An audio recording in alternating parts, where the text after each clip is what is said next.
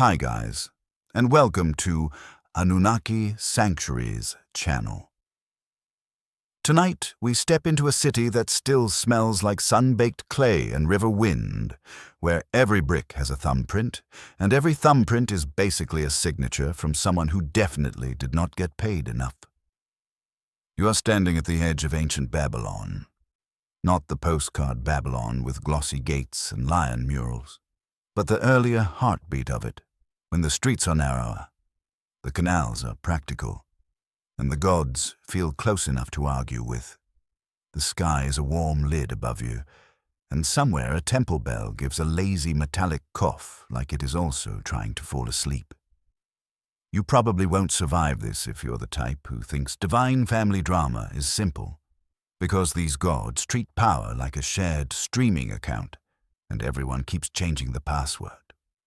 So, before you get comfortable, take a moment to like the video and subscribe, but only if you genuinely enjoy what I do here.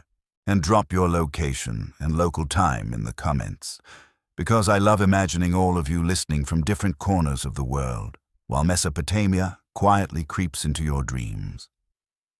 Now, dim the lights, maybe turn on a fan for that soft background hum, and let's ease into tonight's journey together. You do not arrive with trumpets. That is the first thing you notice. Nobody is yelling. Make way for the future king of the cosmos. There is no cinematic spotlight from the heavens. Instead, you feel the ordinary weight of the place. The kind of weight that builds when a city has been negotiated into existence brick by brick. The Euphrates is nearby, broad and patient, and the wind coming off it carries damp reeds and fishy hints, plus a faint smoke smell from cooking fires. You walk along packed earth that is already learning to be a road, and in the background, always, you feel the presence of gods who are not exactly visible, but who are treated like neighbors with complicated moods. This is where the story of Marduk starts if you want it to feel real.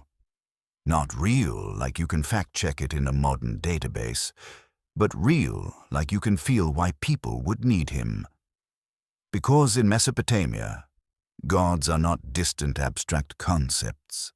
They are the owners of cities, the supervisors of rivers, the cosmic landlords of fields. They are the explanation for floods and droughts and sudden political collapses. When your life depends on canals not breaking, you do not just believe in water. You believe in whoever controls it. Marduk, at this point, is not the boss. That matters. Later, he will be the name shouted in festivals, the one carried on banners, the divine headline. But right now, he is more like a promising prince in a very crowded palace. You feel him in the way people talk, the way a priest pauses before choosing a word, the way a scribe scratches a sign into wet clay and then smooths the edge like he is trying to keep it neat for history. He is present, but he is not yet the obvious center. One mainstream historical fact sits quietly underneath this scene like the foundation stones under the temple. Babylon is not always the capital of everything. It grows into that role over time, especially as political power shifts in Mesopotamia. The city rises in importance in the early 2nd millennium BCE and later becomes a major center under kings who make it famous. That is the human side of this mythic rise. Cities in Mesopotamia compete, alliances form, dynasties change, and the divine rankings seem to adjust right along with the political ones. You can almost hear the logic. If your city becomes powerful, your god's resume suddenly looks impressive too. So you walk and you listen. You pass a low wall where someone has smeared fresh plaster, and the scent is chalker and sharp. A dog trots by with the confidence of an animal that has never once paid rent. You step around baskets of dates and onions, and you realize how deeply this story is rooted in the daily grind. People do not worship because it is poetic. They worship because they are trying to survive the arithmetic of crops, taxes, and unpredictable weather, in the shadow of a temple. You pause. The temple is not yet the towering monument you might imagine, but it still has presence. It is a place where the air feels different, cooler, thicker, like the walls hold their own breath. Priests move carefully. They are professionals. And yes, there is devotion. But there is also administration. They keep inventories. They track offerings. They manage land. They are basically running a divine corporation, except the CEO is invisible and sometimes communicates through dreams and ominous liver shapes. If you ever wondered how myth becomes power, this is how it gets filed, counted, repeated. And then you sense the family drama, because Mesopotamian gods do not live in neat, isolated myths. They have genealogies, alliances, grudges, and titles. Marduk's identity is knotted into other gods. He is tied to older divine figures who already have prestige.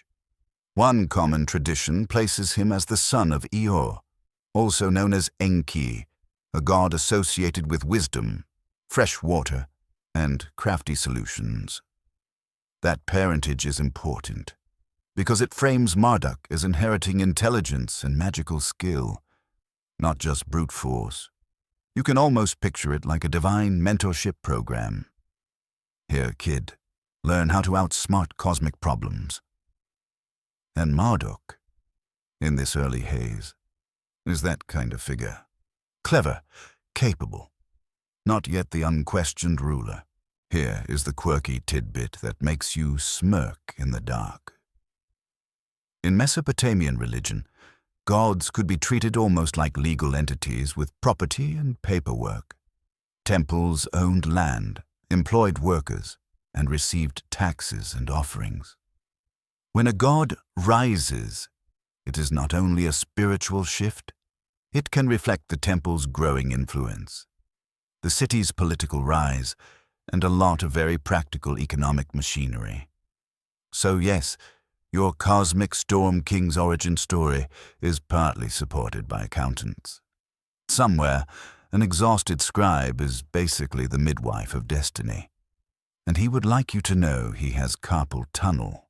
You move deeper into the city, and you notice how people speak of protection. You hear names like Enlil, the old authority of the pantheon in many traditions, associated with wind and command. You hear of Anu, the Sky Father, remote and high. You hear of Ishtar, bright and dangerous, adored and feared. The pantheon feels like a crowded room.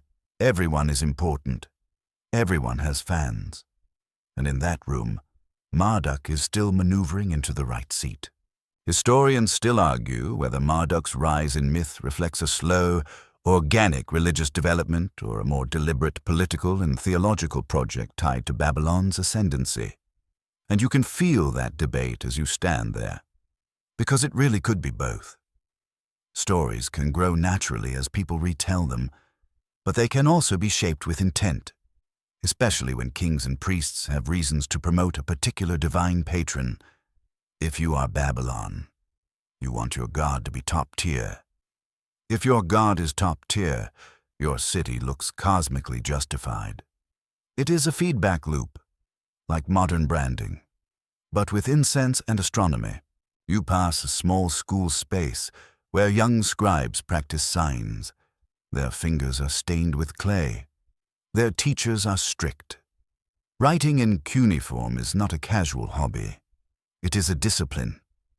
The students press wedges into tablets, making lines that will harden into records. And this is another place where Marduk waits in the wings.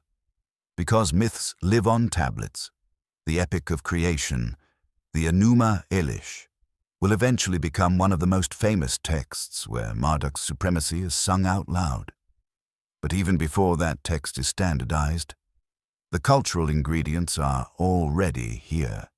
The city, the temple, the scribal tradition, the need for a champion god who matches Babylon's ambitions. You breathe in the night air. Somewhere, a drummer practices a festival rhythm, soft and repetitive. It is not a performance yet, more like a heartbeat. The repetition is hypnotic, and you realize that this is how religion works at a human scale. It is not always dramatic revelation. It is daily rehearsal. It is ritual routines. It is people learning the same hymns until the hymns feel like truth. And Marduk, in this first section of your journey, is a presence learning to be inevitable. You can imagine him like a prince standing behind a curtain, listening to the court argue. He hears older gods praised. He watches priests distribute offerings in their names. He learns what people fear and what they crave. Order, stability, a sense that the world is not just a canal that might break tomorrow. He is not yet the cosmic architect, but he is already being shaped by the city that will need him. You step onto a slightly higher patch of ground and look out. The river glimmers. The rooftops are flat and crowded with sleeping mats, jars, and the occasional goat that has decided it lives there now. The temple rises as the largest silhouette, still modest compared to later ziggurats, but unmistakable. It is the axis between earth and sky, and you feel that pull in your chest like a slow tide. You make one last modern aside in your head, because you cannot help it. If gods gain power when their cities gain power, then divinity is basically the ultimate influencer economy. Like and subscribe to Marduk, except the algorithm is droughts, wars, and royal propaganda. And you laugh softly, because it is funny, but also because it is uncomfortably true. The night settles. Somewhere, an owl calls. The city quiets, but it never fully sleeps. And you keep walking forward, because the story cannot pause. Marduk is still in shadow, still the heir with potential, still the name that is not yet shouted the loudest, but you can feel the pressure building, like storm air before the rain. You can sense that the gods will soon need someone to step up, someone to bargain for authority, someone to turn chaos into a story of order. And as you move along the canal's edge, hearing water lap against clay, you realize that you are not just watching a god rise. You are watching how a civilization teaches itself to believe in a new center. You keep walking, because in Babylon you never really stop walking. The ground under your feet is a patchwork of packed mud, broken reed mats, and early brickwork that looks like someone is still deciding what city is supposed to mean. The air smells like damp clay and warm grain, and every so often you catch the sharp tang of bitumen, that black sticky stuff they use like ancient superglue. It clings to your nose the way gossip clings to a temple courtyard. The city is still young enough that you can sense its uncertainty, but old enough that it already has routines, and routines are how power grows, not with a single dramatic announcement, but with the same gate opening at sunrise, the same market calls, the same priestly chants that sound like a river you can't argue with. You pass workers shaping bricks, their hands moving in a practiced rhythm. They press wet clay into molds, lift it out, and slap it onto a drying field like they're laying out cookies for a very picky god. Somewhere, a supervisor box counts, because even here, the divine story is built on logistics. Each brick is a vote for permanence. Each wall is a sentence in the city's argument. We belong here. We can defend this. We can store grain. We can outlast the next flood. This is the brick dust beginning, the part people usually skip because it is not glamorous. But you feel how Marduk's rise depends on it. A god needs a place to anchor. A name needs streets to echo off. Babylon is that anchor. Not yet the center of the world, but becoming a place where the world can be convinced to orbit. You drift toward a canal where barges slide by, low in the water, heavy with reeds, timber, and sacks of something that smells like fermented dates. Men call to each other, voices cracking in the heat. Women rinse cloth at the edge, slapping it against stone in a rhythm that sounds like applause for survival. A child runs past you holding a small clay figurine, probably a toy, probably a tiny god. Because in a place like this, even play has theology in it. The figurine's face is barely formed, but the child treats it like it matters, like it can listen. Here's your mainstream historical fact for this stretch of road. Mesopotamian cities are held together by irrigation. The canals are not decorative. They are arteries.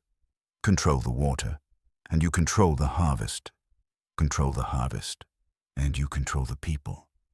When kings boast, they brag about digging canals and restoring waterways, because that is how you prove you deserve the throne. You can sense that logic soaking into the brickwork.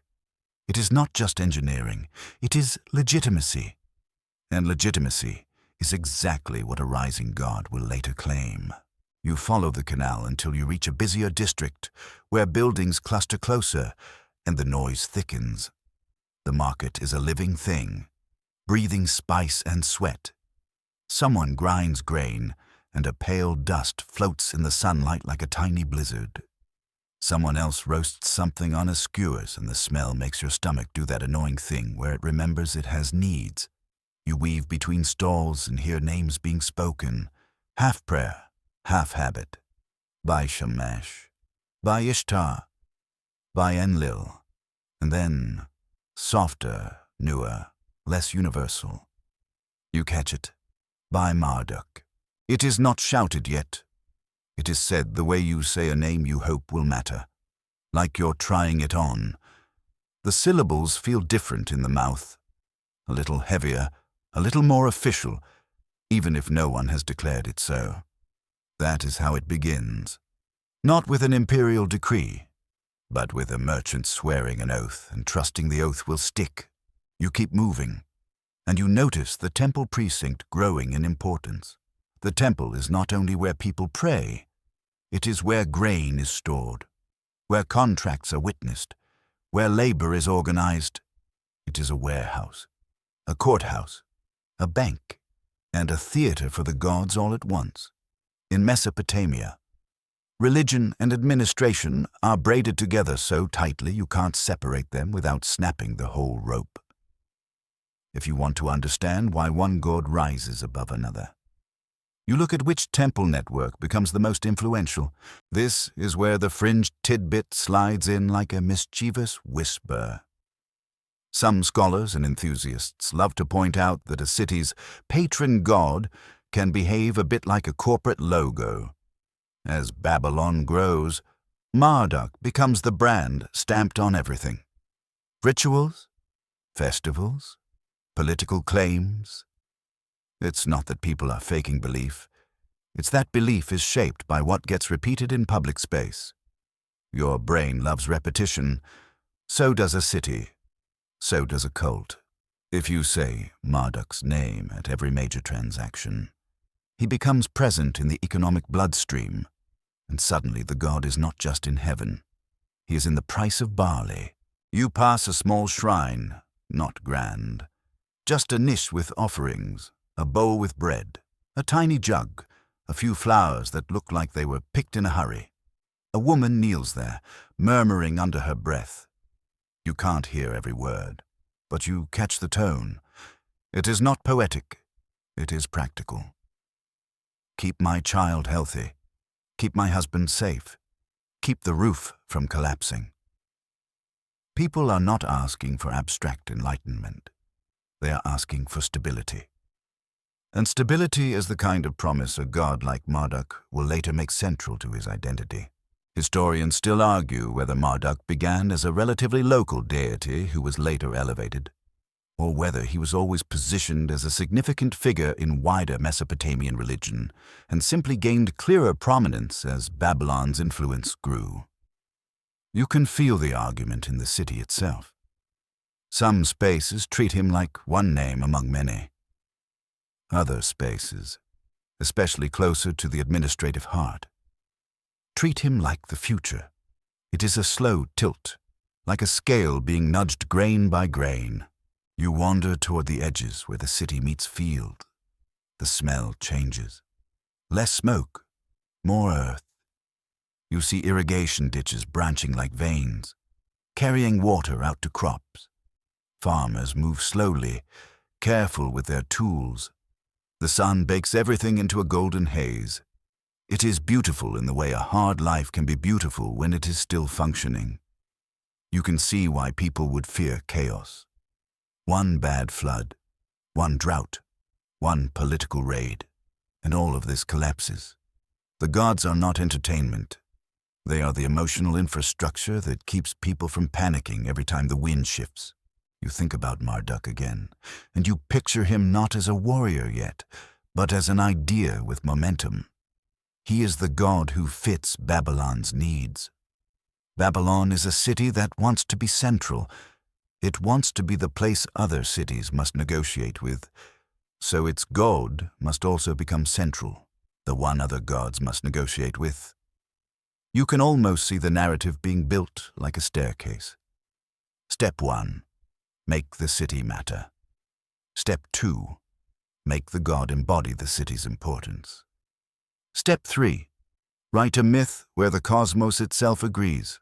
You return to the inner streets as the day cools. Shadows stretch. Someone calls from a rooftop, and a clay pot is lowered on a rope like an ancient elevator system that definitely violates modern building codes. A man argues about a boundary stone. Another man argues about the price of wool. You realize that empire begins here, in people being forced to agree on measurements and ownership, and gods become the ultimate referees, because if a contract is witnessed before Marduk, then breaking it is not only illegal, it is sacrilegious. That is a powerful deterrent. Even the most stubborn liar tends to hesitate when the universe is watching.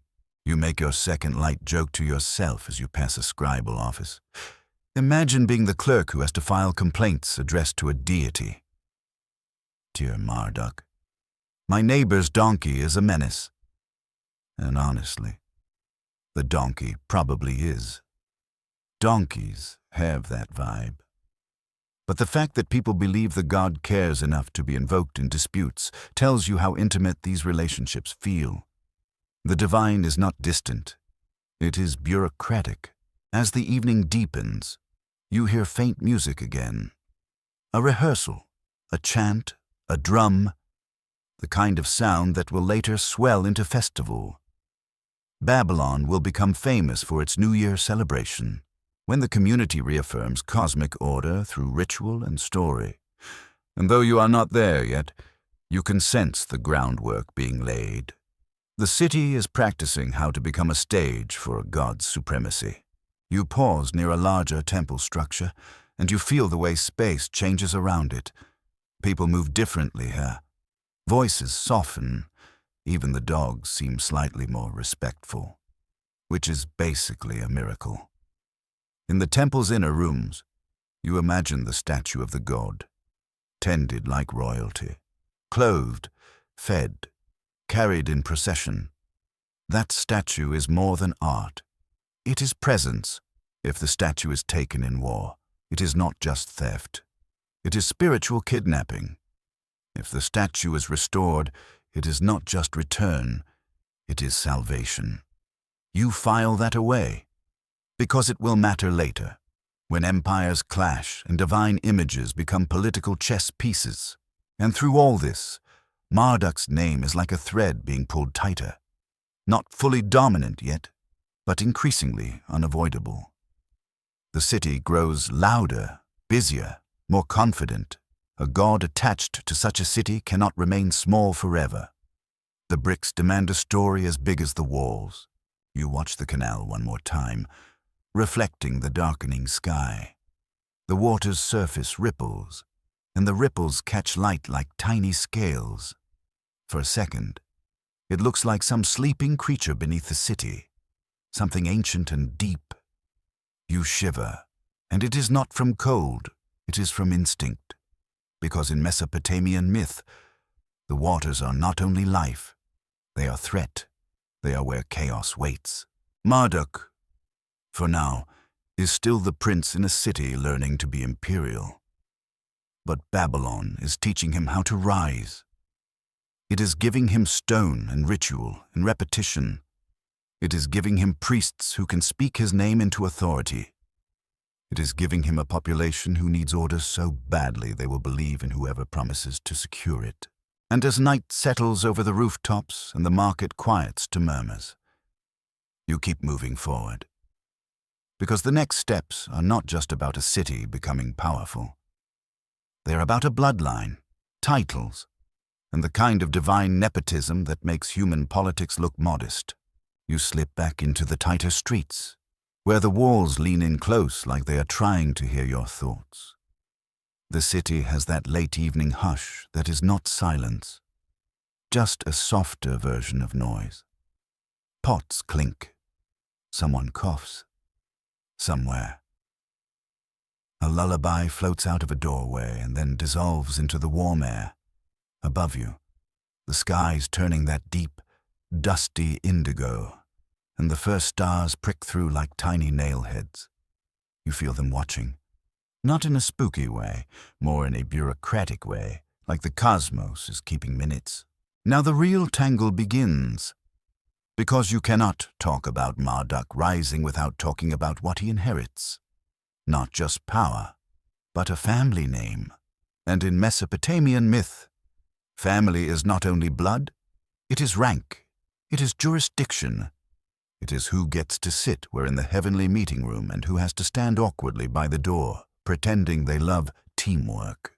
You imagine the divine court as a crowded administrative hall, full of gods with titles that sound like job descriptions: Lord of Wind, Ruler of Sky, Keeper of Fresh Water, Judge of the Sun. And because the gods are tied to cities, these titles also smell like politics. If a city becomes powerful, its god's chair gets bigger. If a city loses, its god gets quietly moved to a smaller desk in the corner. Like some sad cosmic office downsizing. Here is the mainstream historical fact you carry in your pocket tonight. Mesopotamian religion is not a single fixed system. It shifts across time and across city-states, with gods being identified, merged, elevated, or demoted. One city's chief god might be another city's secondary figure. This flexibility is part of why Marduk can rise. The pantheon is not frozen. It is alive, responsive to human history, which means myths can be rewritten, emphasized, or reorganized to match the political moment. So you follow the thread of bloodlines. In one of the best-known traditions, Marduk is the son of Heir, also called Enki, a god associated with wisdom, fresh water, and clever magic.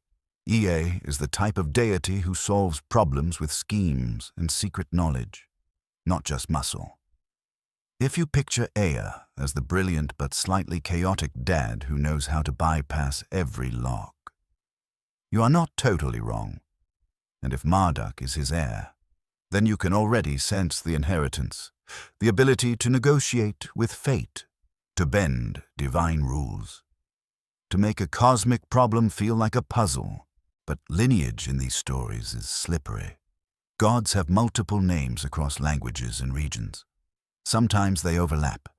Sometimes they get paired, then swapped, then combined like ancient mythological remixes.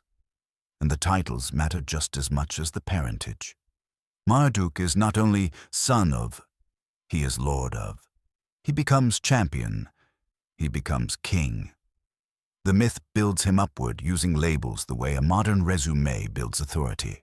Position, skills, achievements, and references from powerful people. Yes, you are basically watching LinkedIn for deities. And it is just as dramatic. Only with more storms. You wander past a scribal hall again, and your ears catch the scratch of stylus on clay. It is a dry sound, like tiny footsteps on sand, The scribes are the silent architects of divine nepotism, because what gets written down is what later generations treat as official. A myth told in a tavern is a rumor. A myth pressed into clay and stored in a temple. Archive becomes doctrine. You can almost feel the weight of tablets stacked in shelves, each one a little brick in the wall of authority. Now the quirky or fringe tidbit slips in, the kind of thing that makes your sleepy brain go, "Wait, what?" Some traditions and later interpretations hint that the rise of a god like Marduk also involves absorbing the roles and traits of older gods. It is not always a clean, new guy beats old guy. Sometimes it is more like a corporate merger. The brand changes, but the departments stay. Marduk can be portrayed as inheriting functions once associated with other major deities, especially as Babylon's theology grows more ambitious. So the heir does not only get dad's skills, he also acquires the old boss's job titles, one by one, until he is basically running the entire cosmic company. You pause at a small courtyard where elders talk in low voices. Their faces are lined like dried riverbeds. They speak of city rivalries, of old stories, of which gods protect which places. You feel how belief here is not a private hobby. It is community identity. If you are from Nippur, you are tied to Enlil. If you are from Uruk, you might feel the pull of Anu and Inanna. If you are from Babylon, you increasingly feel Marduk's shadow stretching across you, even if you still respect the older divine authorities. And this is where the tension shows. Because if Marduk is rising, someone else is being nudged down. In many Mesopotamian traditions, Enlil is a major authority figure, sometimes seen as the head of the pantheon, tied to wind, command, and decree. He is the kind of god whose word is law. So when later stories position Marduk as the supreme ruler, it is not just a compliment to Marduk. It is a rearrangement of cosmic politics. You can feel the awkwardness. Imagine telling the old boss, "Hey, you are still important, just not, top important." Good luck with that conversation. Historians still argue whether the Enuma Elish and similar texts reflect a theological revolution or a strategic reframing that preserves older structures while placing Babylon's patron at the center. And you can see why. The myths do not always erase older gods. They often keep them, honor them, and then slot them into a new hierarchy. It is less a coup and more a reorganization chart. The gods still exist, but their roles shift so Marduk's authority can feel legitimate rather than stolen. You drift toward a larger temple complex, and you imagine the priestly discussions behind closed doors. They are not just praying, they are planning. They decide which hymns get sung in which festival. They decide which myths get copied and taught. They decide which divine titles are emphasized. If Marduk is the heir, they can make him sound like the inevitable choice. They can connect him to older, respected figures. They can highlight his wisdom inheritance from Ea, his potential strength, his suitability to lead. You can almost hear them. He is not only powerful, he is properly connected. That is how legitimacy works in every era, divine or human. And if you think you have escaped nepotism by living in the modern world, please take a sip of water and laugh quietly. The ancient universe is basically the same, except the nepotism has thunderbolts. You notice little household shrines tucked into walls, clay figurines, small bowls of oil lamps. Family religion is intimate. People might honor multiple gods at once, depending on needs. A mother prays to a goddess for childbirth. A merchant prays to a god for fair trade. A farmer prays for rain. In that crowded devotional landscape, a rising god needs a hook. He needs a story that makes him feel not just helpful, but necessary. And family lineage helps provide that hook. If Marduk is tied to Heir, he carries the aura of ancient wisdom. If he is endorsed by the divine assembly, he carries the aura of lawful authority. If he has titles that suggest cosmic responsibility, he becomes the god you turn to when you want the whole world to stay stitched together. You lift your gaze to the stars again, because the stars matter here, not only as pretty lights, but as part of a world view where heaven reflects political order. The gods are arranged like constellations of power. If Marduk is to rise, it will eventually be written not only into ritual, but into the sky's meaning. You can feel that future tug, and you feel something else too. Like the city itself is listening. Babylon's streets, canals, temples, and archives are all part of a machine that can elevate a divine heir into an emperor of heaven. The bricks do not speak, but they remember. The tablets do not breathe, but they preserve.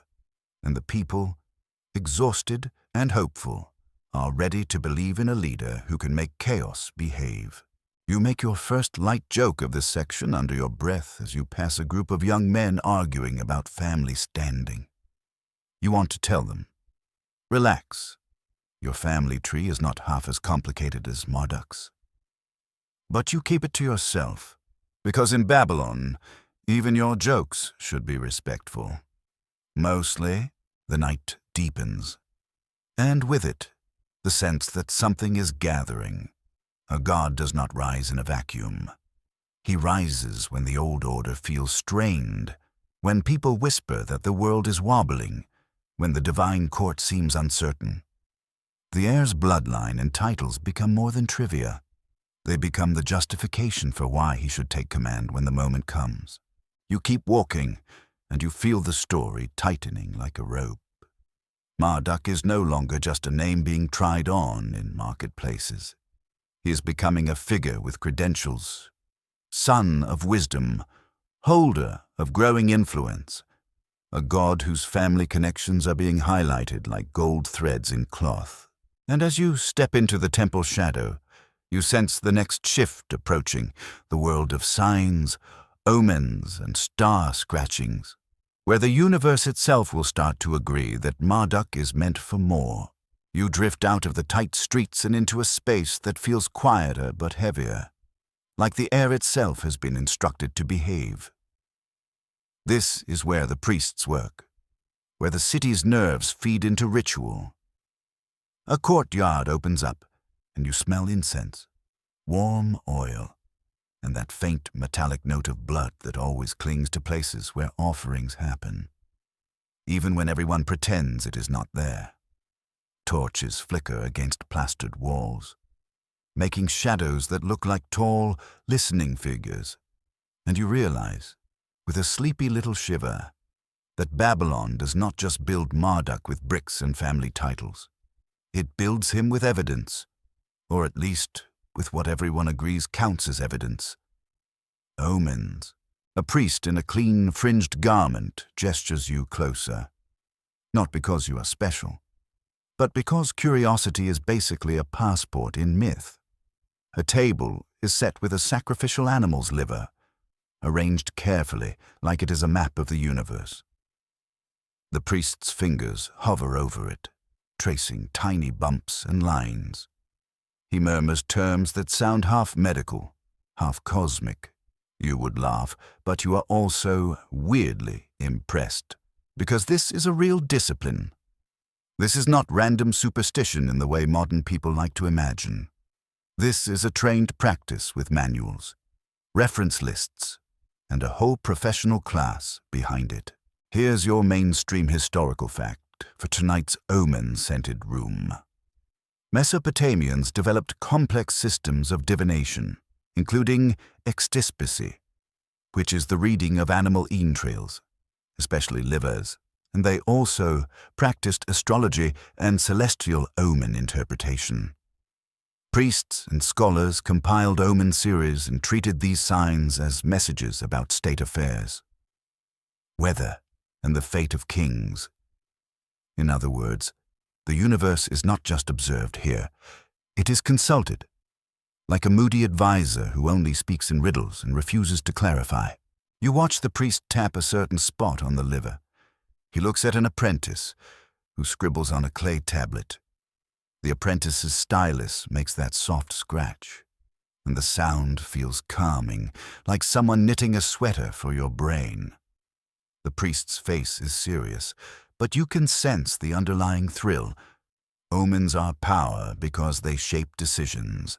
If the sign says, "Delay the campaign," the king delays.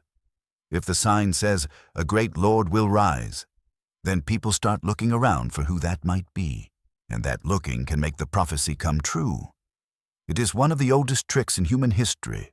Predict something, then organize behavior around the prediction until it happens.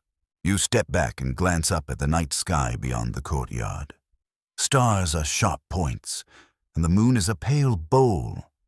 Somewhere deeper in the temple complex, astronomer priests are watching those lights with patient intensity. They record positions, track cycles, and interpret patterns. Babylon will become famous for its astronomical scholarship. And even in this earlier atmosphere, you feel the roots of that habit. The sky is a text. The city reads it.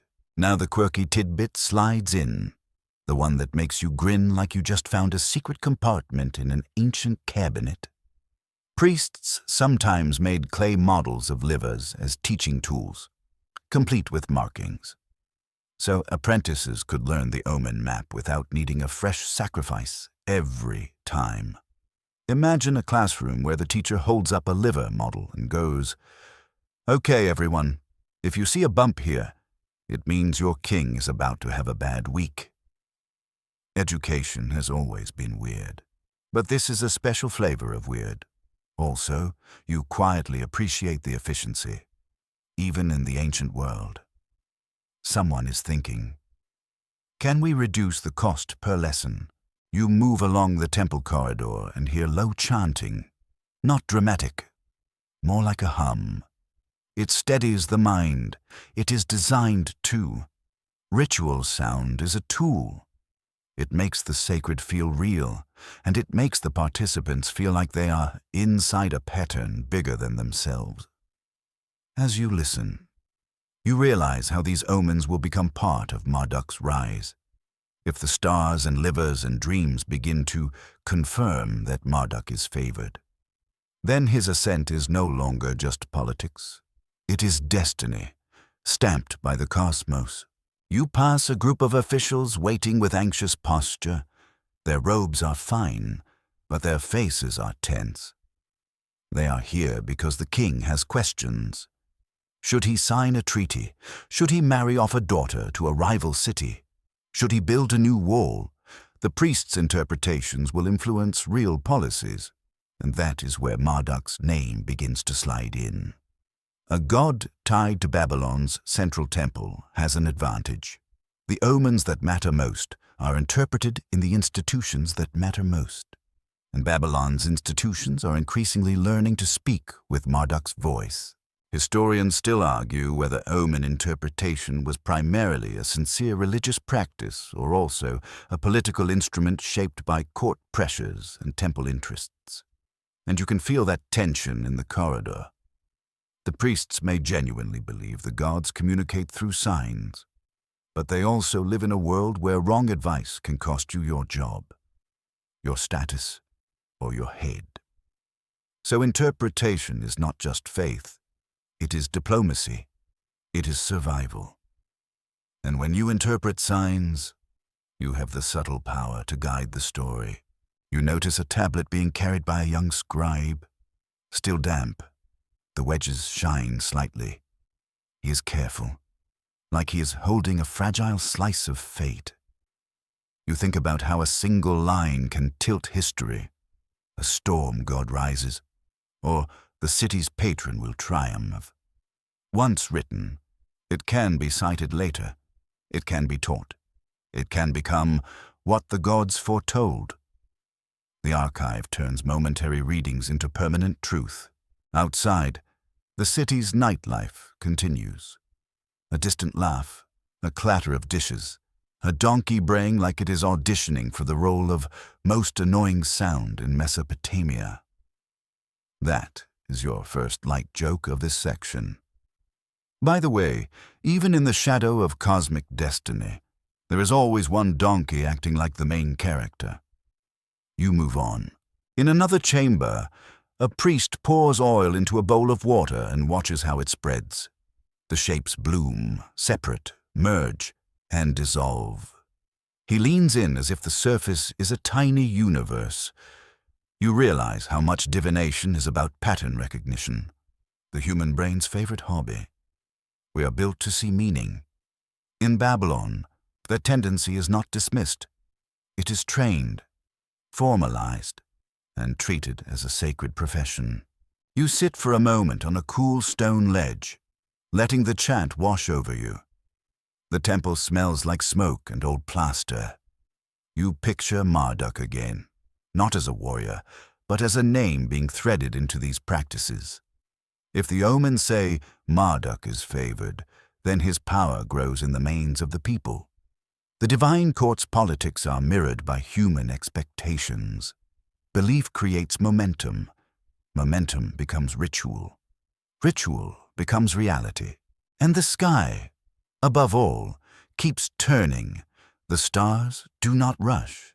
They keep their slow order. That order becomes the model for political order.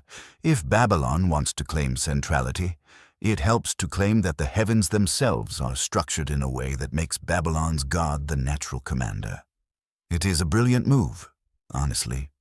A little audacious, but Babylon is not shy.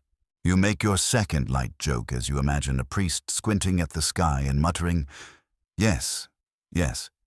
The constellation clearly indicates we need more temple funding." You do not say it out loud, because you like your current level of safety.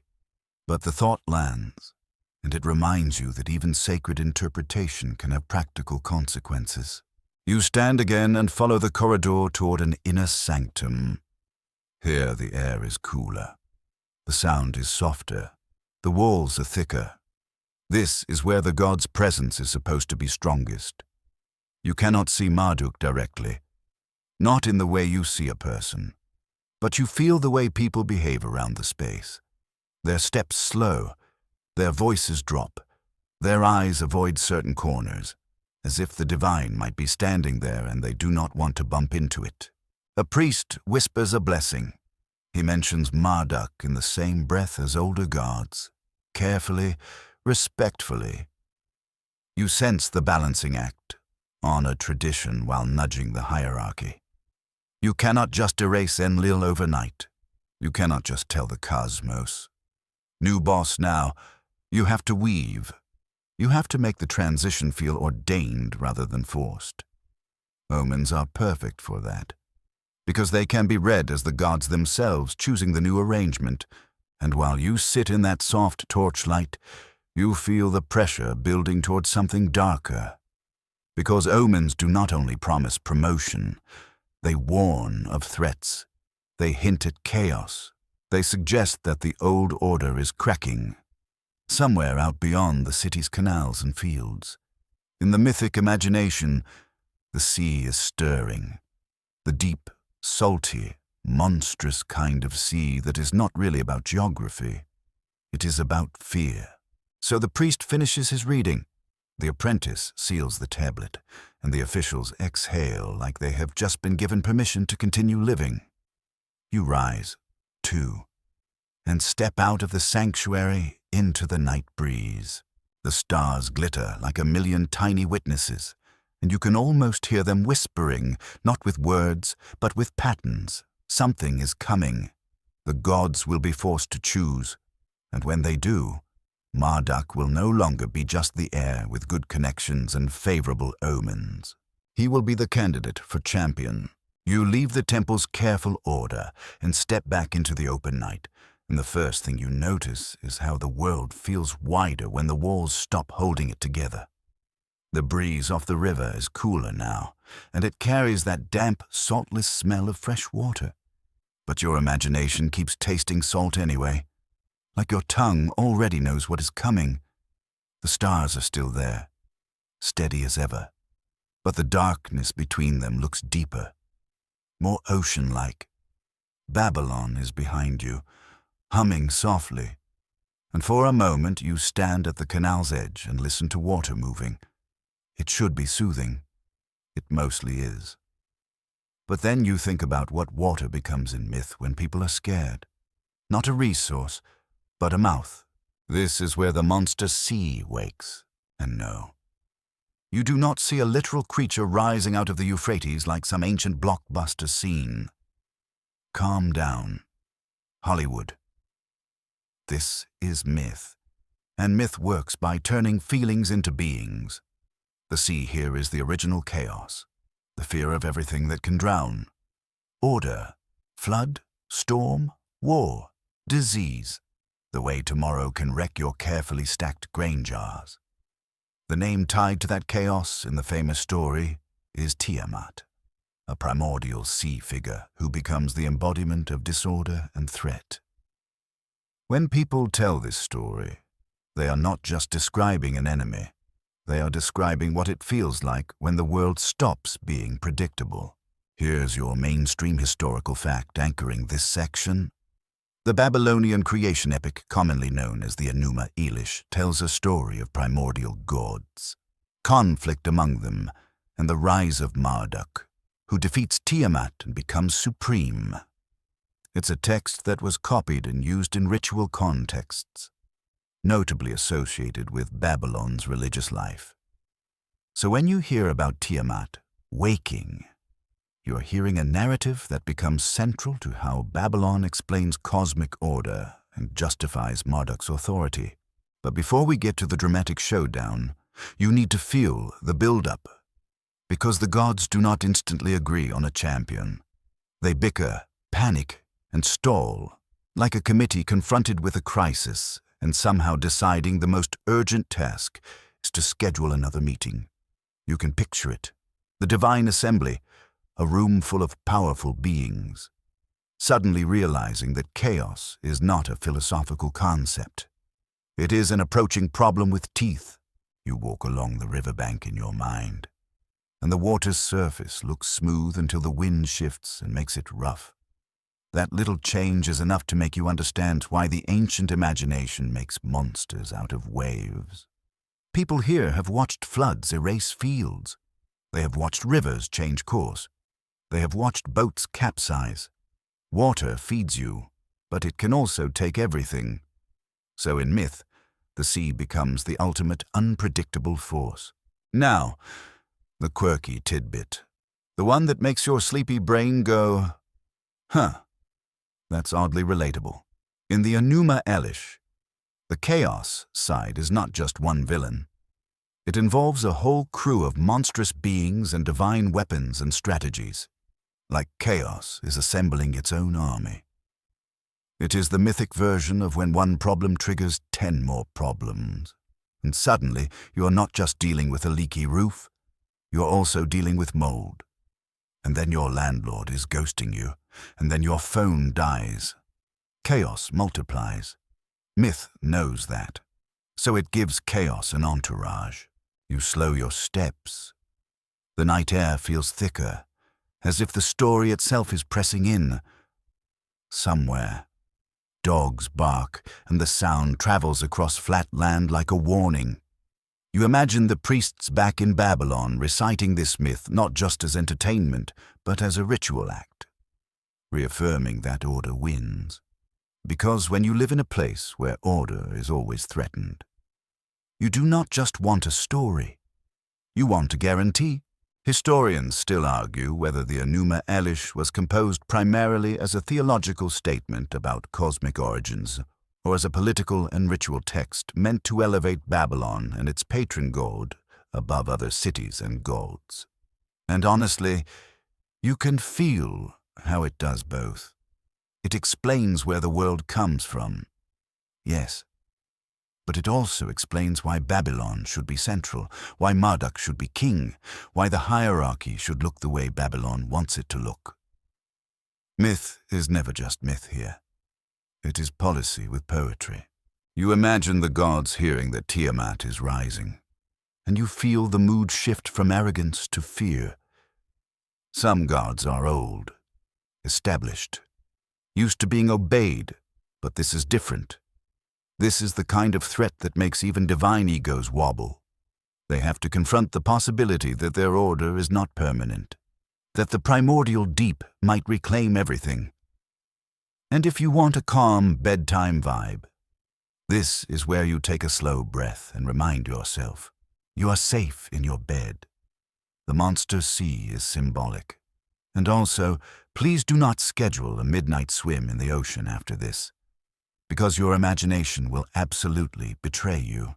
The gods, in the story, start looking for someone to fight, but no one wants the job. It is not that they are weak. It is that the risk is enormous. Facing chaos means facing the possibility of losing existence itself. You can almost hear the divine excuses. I would, but I have, a prior engagement. Very important cloud meeting. That is your first light joke of this section, because even when the universe is threatened, someone is still trying to get out of doing the hard task. You feel Marduk's presence tightening in the background like storm clouds gathering on a hot day. He is not yet the chosen one, but he is watching. The heir, the one with lineage and omens on his side, the one whose city is learning to be central. The moment is approaching where the gods will need a champion who can actually handle chaos. And the myth sets up the stakes with that ancient, slightly theatrical energy. Tiamat is not just angry. She is portrayed as creating or leading monstrous forces, arming herself, preparing to punish the younger gods. There is betrayal in there too. Because in the story, alliances shift, certain figures take sides, and the divine family becomes a battlefield. It is like a holiday dinner where someone brings up inheritance and suddenly the turkey is the least of your problems. You wander back in your mind to the temple courtyards, where priests interpret omens. Now those omens take on a sharper edge, a strange star, a weird birth, a pattern in oil on water. All of it can be read as the sea stirring. The city's anxiety becomes cosmic narrative, and the narrative becomes a tool to focus that anxiety into a single confrontation. Champion versus chaos. You pause and listen again to the river. It is not the sea. It is not salt. It is not Tiamat. But the sound is enough to trigger the ancient association. Water is the boundary between order and dissolution. It is life and threat. In Mesopotamian myth, fresh water and salt water are primordial forces. The deep is ancient, and when you imagine it waking, you are imagining the oldest fear, that everything you built can be undone. You make your second light joke as you picture some poor minor god in the divine assembly whispering, "So who exactly is taking minutes for this meeting? Because if we all die, I would like the record to reflect I suggested a better plan." Even in cosmic crisis, there is always someone concerned about documentation. It is a Babylonian vibe. Marduk, you sense, is different. Not necessarily because he is inherently more heroic, but because the story is being shaped to make him the solution. He is young enough to be ambitious, strong enough to be credible, connected enough to be legitimate. And importantly, he is associated with storms and authority, the kind of force that can oppose a sea monster symbolically. Storm versus sea. Wind versus water, order's violent weather against chaos's endless depth. But you are not yet at the bargain, not yet at the weapon forging, not yet at the big cosmic rewrite. Right now, you are at the moment when the gods feel the pressure and realize they cannot keep pretending everything is fine. So you turn your gaze from the river back toward the city. Babylon's silhouette is low and dark against the sky. Somewhere, a temple torch flickers. Somewhere, a scribe seals a tablet. Somewhere, A priest murmurs Marduk's name with a little extra emphasis, like he is planting it into the air. The monster sea is waking in the mythic imagination, and that waking forces a choice. When the world is threatened, hierarchy becomes urgent. Someone must lead. Someone must command. You feel the story tighten again, like a drum skin being pulled taut. The next beat will be negotiation, not battle, because even in myth, power is rarely given for free. Marduk will not just volunteer out of pure hero vibes. He will make a deal, and the gods, desperate, will agree. The river keeps flowing, the stars keep turning, and in the dark between the ripples, you can almost see the outline of something immense. Not literally, but emotionally. The shape of chaos. The shape of the reason people need a storm king. You start walking back toward the temple precinct, because the divine assembly is gathering. The monster sea has done its job. It has scared everyone into making a decision, and Marduk is about to step forward, not as a shy heir, but as a negotiator with his hand already hovering over the crown. You return toward the heart of Babylon, and the city feels different now.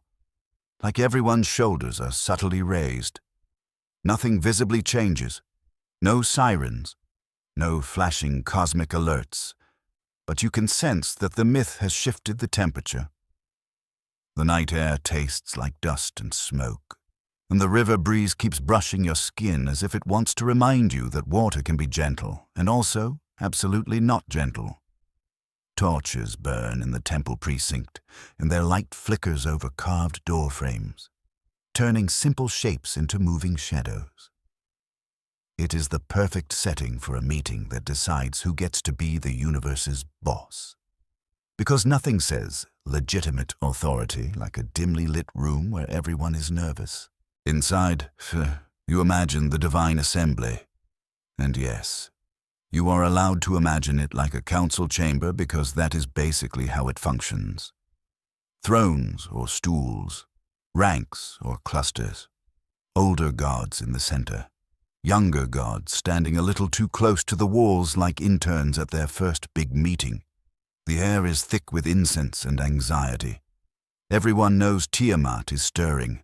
Everyone knows chaos is not impressed by tradition, and everyone knows that if nobody takes the fight, order is going to get rinsed right off the earth like chalk in rain. Here is your mainstream historical fact for this bargaining scene. In the Enuma Elish, the gods seek a champion to confront Tiamat, and Marduk offers to fight on the condition that he is granted supreme authority. The story is explicit about this exchange. It is not, he bravely volunteers and everyone claps. It is, give me command, and I will do the impossible. That is a very Babylonian way of thinking about power. Authority is contractual, and crisis is leverage. You can almost hear the murmuring. The older gods do not love being asked to hand over authority, because nobody loves being asked to hand over authority. But desperation makes people flexible, and when a younger figure offers a solution, the old god suddenly discovers the spiritual beauty of compromise. Marduk steps forward in your mind, and he does not do it with a shy smile. He does it with the calm of someone who knows the room needs him. He is not just a warrior candidate. He is a negotiator. He is the heir who has been watching the court for a long time, learning where the pressure points are. He knows that fear makes the gods willing to sign away what they would never give in peacetime. This is where you feel the genius of the myth. It makes Marduk's supremacy feel earned, but also legally sanctioned. He does not steal the throne. He receives it by agreement. The divine assembly becomes a witness. Later, when anyone questions his authority, the story can say, No, the gods voted. It is cosmic paperwork again. And honestly, if you squint, it looks like the earliest version of constitutional power. A little dramatic. But still, now for the quirky tidbit that slides in like a small, mischievous candle flame. In some tellings and interpretations, The bargain is not only about leadership in battle, it is about speech itself. Marduk is tested, sometimes by being asked to speak a command that makes something disappear and then reappear, proving his word has reality-bending power. That detail matters because it frames kingship as linguistic. The true ruler is the one whose decree shapes the world. In Mesopotamia, decrees are everything. If the king's word can organize labor and levy taxes, then in myth, the god-king's word can organize existence. It is the same idea scaled up to cosmic proportions. Also, yes, it is basically say the magic word with terrifying stakes. You settle into the scene and notice how the other gods react. Some are relieved, some are suspicious, some are quietly offended, like, "Excuse me, I have been a respected deity for centuries, and now this young storm kid is negotiating like he owns the place." But none of them have a better plan. That is the thing about crises. They do not care about pride. They care about results. Historians still argue whether this bargaining structure reflects real political practices in Mesopotamian kingship, where rulers sought legitimacy through assemblies, oaths, and temple endorsement, or whether it is more symbolic theology designed to justify Babylon's primacy. And again, you can feel it being both. Babylon is a city where authority is reinforced by ritual and administration. So the myth that elevates Babylon's god uses the same logic. Authority must be conferred in a recognized setting, witnessed by the right people, recorded in the right story. Marduk's demand is simple in the way a sharp blade is simple. If he's going to risk everything, he wants the reward to match. He wants the right to command the gods, the right to set destinies, the right to be acknowledged as king, not temporary wartime leader, permanent ruler. The kind of request that makes everyone swallow hard. You imagine the moment of decision. The gods look at each other. Someone clears a throat. Someone mutters that the future is uncertain. Someone else says they cannot delay. And then, one by one, they agree. They pledge. They seat him in honor. They give him symbols of authority.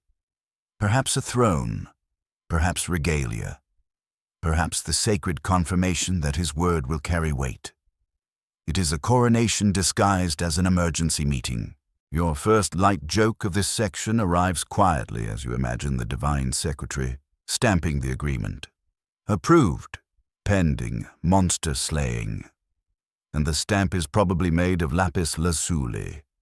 Because if you are a god, you do not use normal office supplies. You use gemstones and fate. You feel the ritual side of it too, because this is not only a mythic meeting. In Babylon's religious life, these stories are recited and reenacted in ways that reinforce hierarchy. When people hear that the gods handed Marduk authority, they are hearing a claim that Babylon's central temple and its priesthood are aligned with the cosmic order. The bargain is a theological foundation for political dominance. If Marduk is king of the gods, then Babylon is the king's city. That is the quiet implication pulsing under the story. Marduk, having secured the agreement, is no longer just an heir or a candidate. He is the chosen champion, armed not only with weapons, but with legitimacy. And legitimacy matters because once he wins, the myth can say it was not a fluke. It was right. It was ordained. It was agreed upon by the entire pantheon. That makes his rise feel stable, not just spectacular. You listen to the imaginary murmurs fade into ceremonial declarations. The air feels taut.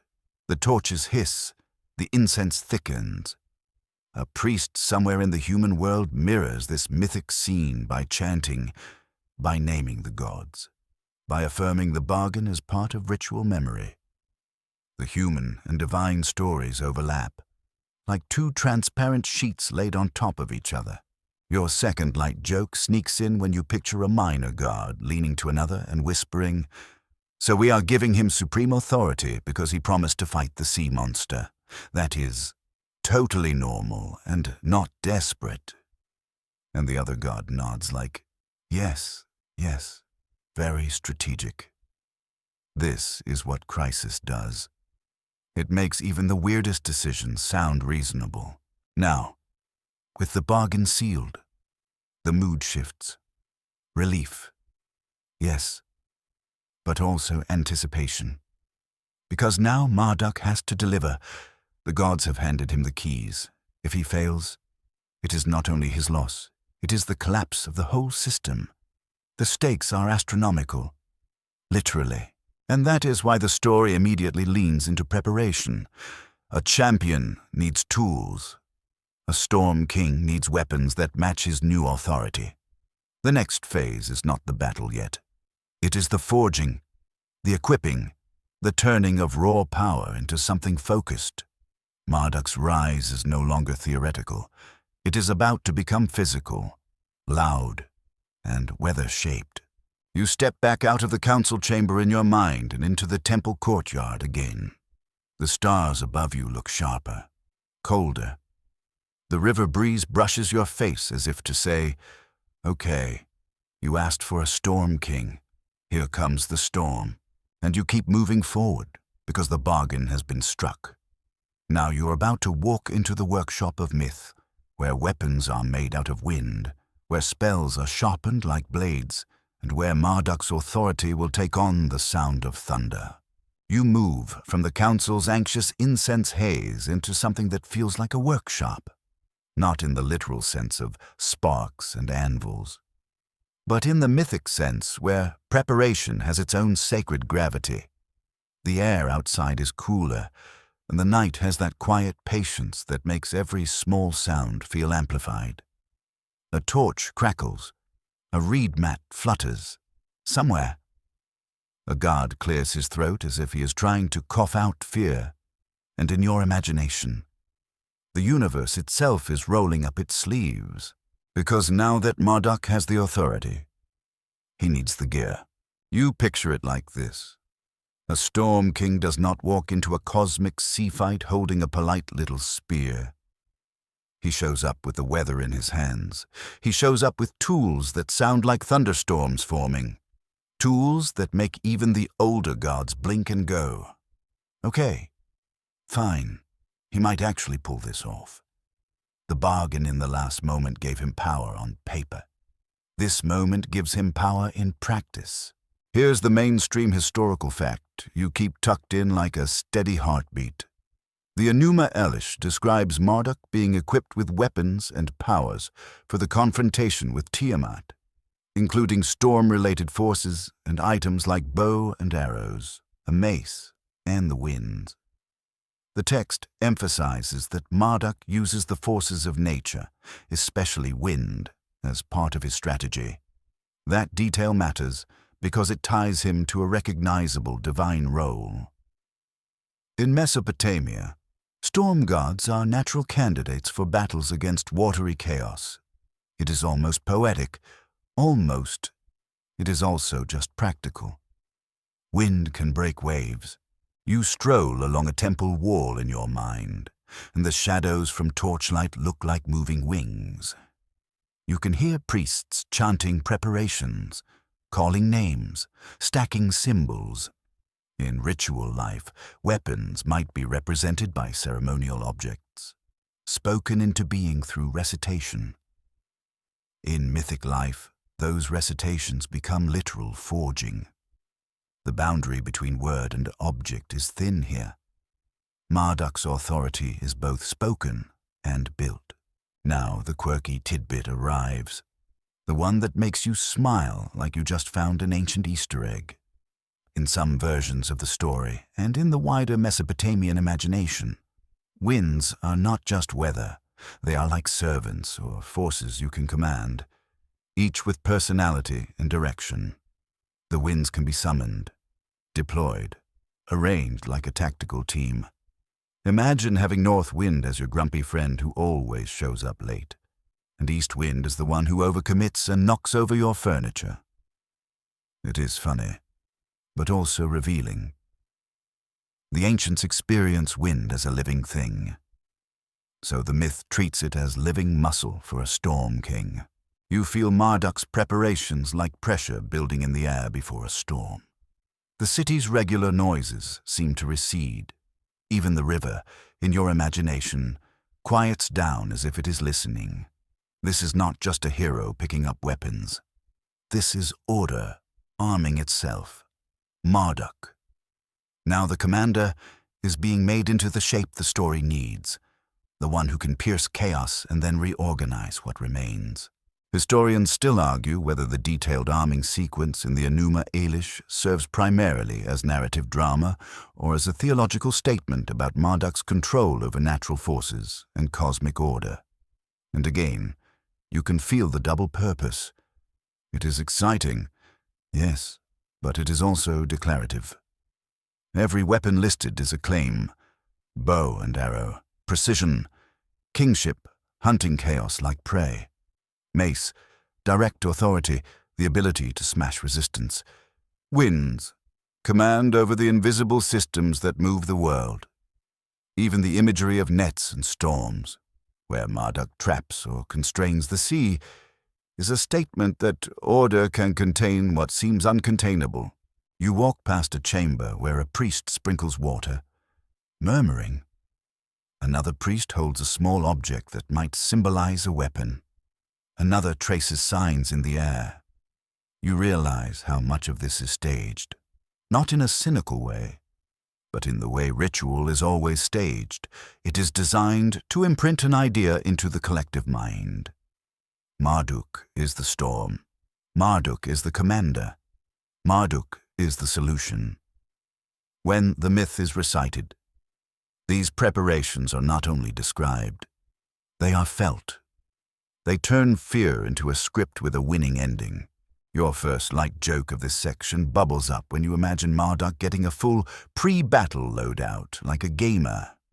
All right, we have the bow, the mace, 4 wins, 7 wins, a net, and do we have snacks? And honestly, if you are about to fight primordial chaos, you deserve snacks, even gods, especially gods. You linger on the idea of the winds, because it is central. Wind is invisible power. You cannot grasp it, but it can flatten houses, snap trees, push ships, turn sand into a wall that eats your eyes. If Marduk's power is wind-based, then he is associated with that eerie kind of authority that moves everything without being seen. That is a perfect symbol for kingship too. A king's decree is like wind. It travels. It changes people's behavior. You do not always see it coming. But suddenly everything is rearranged. You imagine the gods watching Marduk being armed. Some are hopeful. Some are nervous. Some are already preparing their excuses in case it goes badly. You know the type. I always believed in him. But also, I was very busy elsewhere. And you chuckle, because divine politics feels suspiciously like office politics. That is your second light joke. And it lands softly, like a pillow. In the myth, Marduk's confidence is not reckless. It is calculated. He demanded authority first for a reason. Now every weapon he takes up reinforces that authority. He is not merely stronger than the other gods. He is equipped in a way that suggests a new order of power. The story is setting him apart so that, when he wins, no one can say it was luck. It was the proper outcome for the properly armed king. You take a slow breath, letting the imagery settle. Torches, shadows, the sense of metal and storm, the quiet of people waiting for thunder. And you realize that this is also where Babylon's human ambition is woven in. A city that wants to be the center needs a god who can plausibly rule the cosmos. So the myth gives Marduk the most impressive toolkit imaginable. It is like giving your champion every advantage so the victory feels inevitable, because inevitability is persuasive. People love inevitability. It lets them relax. But there is a cost. When you arm a god with winds and weapons, you also turn him into a figure of force. Order here is not gentle. It is maintained by power that can destroy. That is part of the Mesopotamian worldview too. The river gives life, but it also floods. The king protects, but he also taxes. The god establishes order, but he does it by crushing chaos. Stability is precious because it is won against constant threat. You walk to the edge of the temple precinct again, where you can hear the river faintly. The water is calm, but in your mind, beyond it, the monstrous sea stirs. Tiamat is not a local river spirit. She is the deep, and Marduk is now ready to meet that deep with the atmosphere itself. You feel the story moving toward its loudest heartbeat. The next step is not more preparation. It is contact. The moment when the champion steps into the arena and chaos answers. The battle is coming, and it will not just decide who wins a fight. It will decide how the world is structured. You turn your face up to the stars one more time. They look indifferent, but you know the myth is about to claim they are not. The myth is about to claim that everything, even the sky's order, depends on Marduk's victory. And with that thought, you walk forward, following the invisible line that leads from temple torchlight into cosmic stormlight, toward the confrontation that will rewrite creation like a tablet scraped clean and reinscribed. You step out of Babylon's torchlit order and into the place where myth stops being a rehearsal and becomes the performance. The air feels charged, like the moment before lightning when your skin thinks it can taste electricity. You're still you, still safe, still listening from wherever you are. But in the story, you are standing at the edge of creation's battlefield, where the horizon is not land or water exactly, just a shifting boundary between structure and spill. The darkness out here has depth. It feels like looking into a well that has never met a bottom, and then, in the language of the myth, you feel her. Tiamat is not introduced like a normal character. She arrives like an environment. She is the sea when it decides to be angry. She is the idea that everything can dissolve back into undifferentiated chaos. The surface of the deep seems to rise and fall as if breathing. The wind stutters, then steadies, because this is where the Storm King steps in. Marduk comes forward with that new authority wrapped around him like armor you cannot see. He carries his weapons. Yes, but more importantly, he carries the agreement of the gods. He carries the right to command. And the myth treats that right like a force in itself. In Babylon's worldview, a legitimate decree is not merely a social arrangement. It is a cosmic mechanism. Here's your mainstream historical fact, anchoring the thunder in your chest. In the Enuma Elish, Marduk confronts Tiamat, uses the winds to disrupt her, and ultimately defeats her. The story describes him trapping her with a net and using wind to force her mouth open, then striking her down. Afterward, he uses her body to create and organize parts of the cosmos. This is the central victory that justifies his kingship and frames creation as the result of triumph over chaos. You can feel the battle as a sequence of sensations rather than a clean cinematic scene. Wind roars, water heaves. A net, which sounds almost too simple, becomes a cosmic tool, because a net is what humans use to catch what tries to slip away. It is control made physical. Marduk throws it, and suddenly, chaos is not infinite. It is contained, at least for a moment. That containment is the real miracle. Anyone can swing a weapon. The harder feat is to make the uncontrollable stay still. Tiamat's response is not a polite counterattack. It is the world surging. It is waves of disorder. It is the deep trying to swallow the idea of boundaries. You sense monsters in the water, Not because you see them clearly, but because myth insists chaos has helpers. It multiplies threats. It throws everything at the champion. The winds snap harder, and you understand why storm imagery is used here. A storm is an invisible hand that can slap the sea into obedience. You have seen it, even if you have never thought of it as divine. The sea can be vast, but wind can still push it around. Now, the quirky tidbit for this section. Delivered gently so it does not wake you up too much. The story's use of wind to force Tiamat's mouth open is one of those details that scholars and readers love to chew on. Because it is strangely specific, it makes the battle feel less like random violence and more like a strategic maneuver. It is almost technical. Like Marduk is not just strong, he is smart. He uses the physics of breath, pressure, and resistance. It is myth, but it is myth that appreciates tactics. And if you are the kind of person who likes little clever angles in stories, this is where you nod and go. Okay. The Storm King did his homework.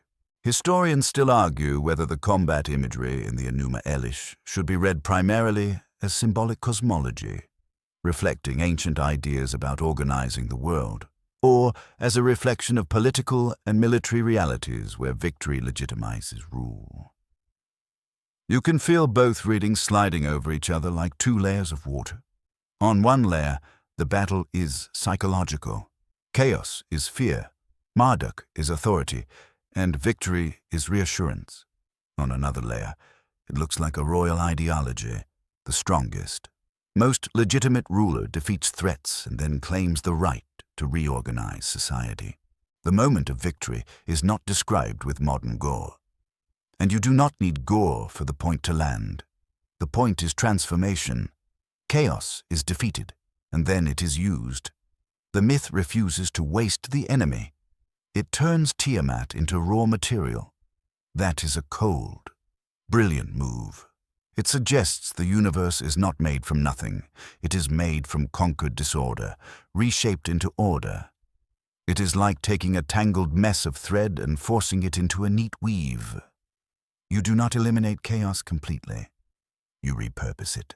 Your first light joke slips in softly as you imagine Marduk looking at the defeated chaos and thinking, "Great, now I have to do construction." Because yes, after the epic battle, the hero does not get a vacation. He gets a renovation project the size of existence. Mythic labor. Baby, you sense the cosmos being reorganized. The deep is split. Boundaries are established. The sky is separated from the waters. The earth is arranged. The story describes Marduk setting up stations, measures, and order. He is not just the warrior now. He is the architect. His victory is not complete until the world is structured in a way that prevents chaos from immediately returning. This is the part that makes Babylon's theology feel so administrative. Even creation is treated like a system that needs management. And as you stand in this imagined aftermath, you can feel how the myth is speaking to human experience. People build canals to control water. People build walls to control invasion. People build laws to control conflict. Marduk's cosmic act mirrors those human acts at a divine scale. He is the ultimate canal builder for reality itself. He channels the deep into something useful, something predictable. Your second light joke arrives when you imagine a group of gods peeking over the edge of the battlefield and whispering, "Okay, he actually did it. We really did give him supreme authority." Wow. So, anyone want to pretend this was our idea all along? And you know they would. They absolutely would. Divine politics does not stop being petty just because the universe got built. But beneath the humor is that steady pulse of purpose. The battle rewrites the cosmos. The myth is telling you that order has a champion, that chaos can be defeated, and that Babylon's god is the one who did it. In ritual context, this is the emotional payoff. When the myth is recited during festivals, it is a reaffirmation that the world is stable because the right king rules in heaven. You feel the quiet after the storm, that strange stillness where the air seems to hold itself.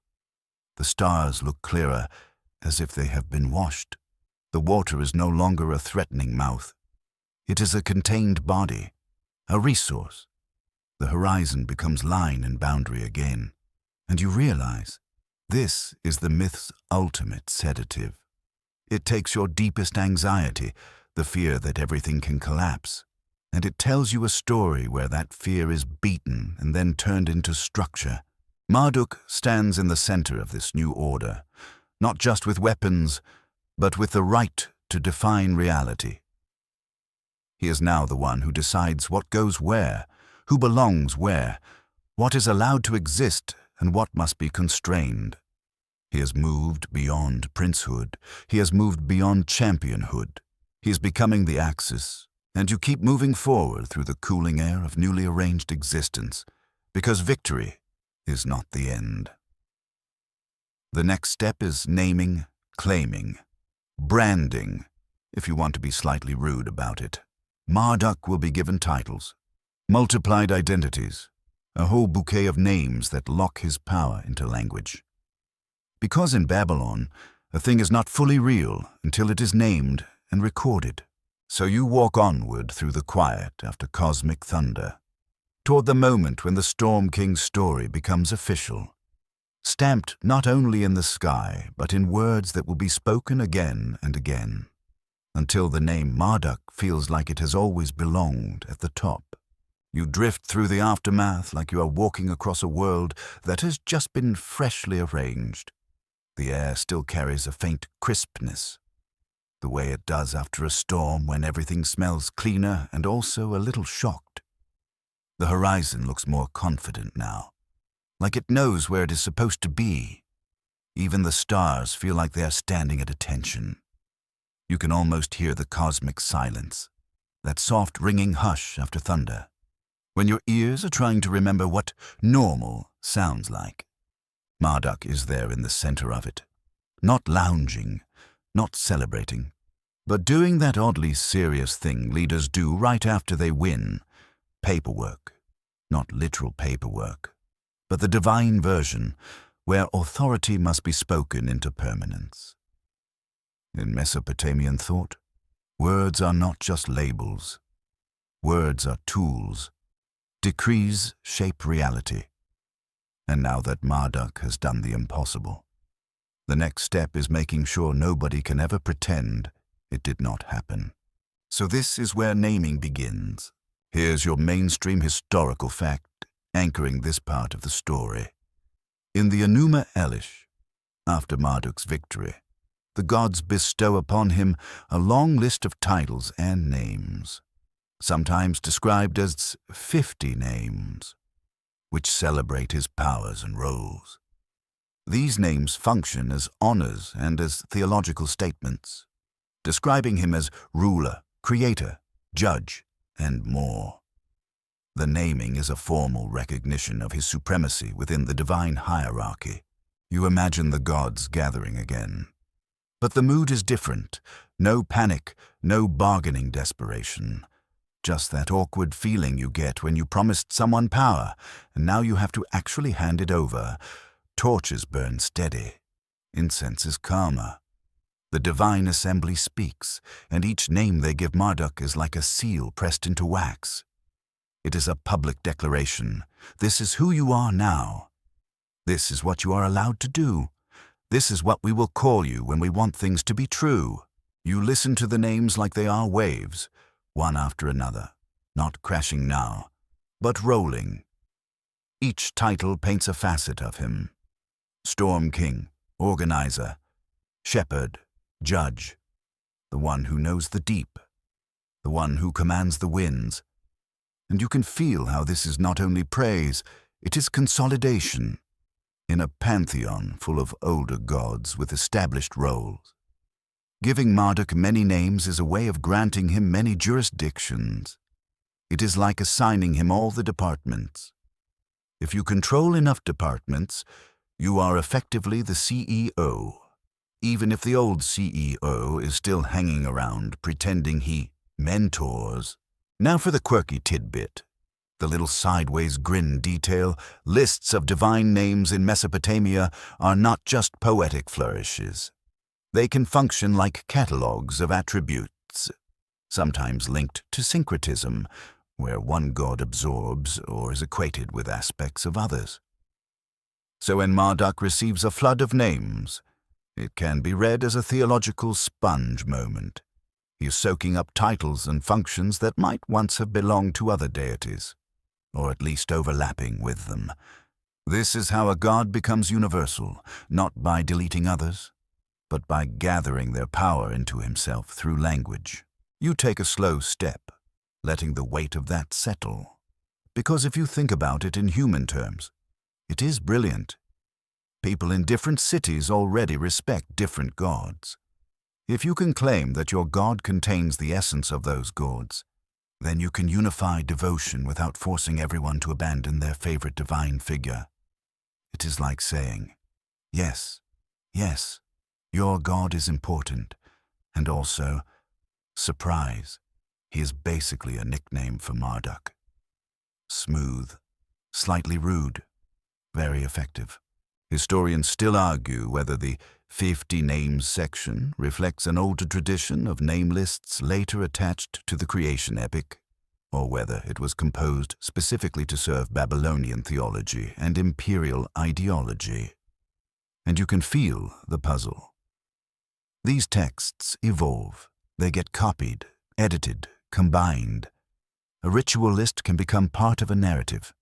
A narrative can absorb a list. But regardless of the editorial history, the effect in the story is clear. Marduk's authority is being locked into the structure of language itself. You begin to see how naming is a kind of magic. In your own life, when you name something, it becomes easier to think about, easier to share, easier to control. The ancient world takes that intuition and turns it into theology. If Marduk has a name for every function, then he can be invoked for every need. If he is invoked for every need, his cult grows. If his cult grows, Babylon grows. It is another feedback loop, smooth and relentless. Your first light joke arrives as you imagine the gods reciting name after name and someone in the back whispering, "Do we have to do all 50? My throat is dry." And another god shushes him like they are in a library. Even divine ceremonies have that "are we almost done" energy. You feel the ceremony sliding into human ritual space, because this is the kind of thing priests can recite.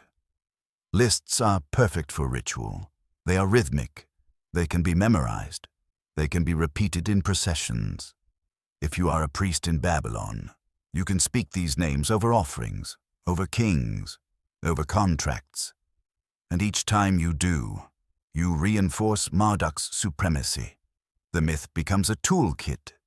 The names become levers. The god becomes present through repetition.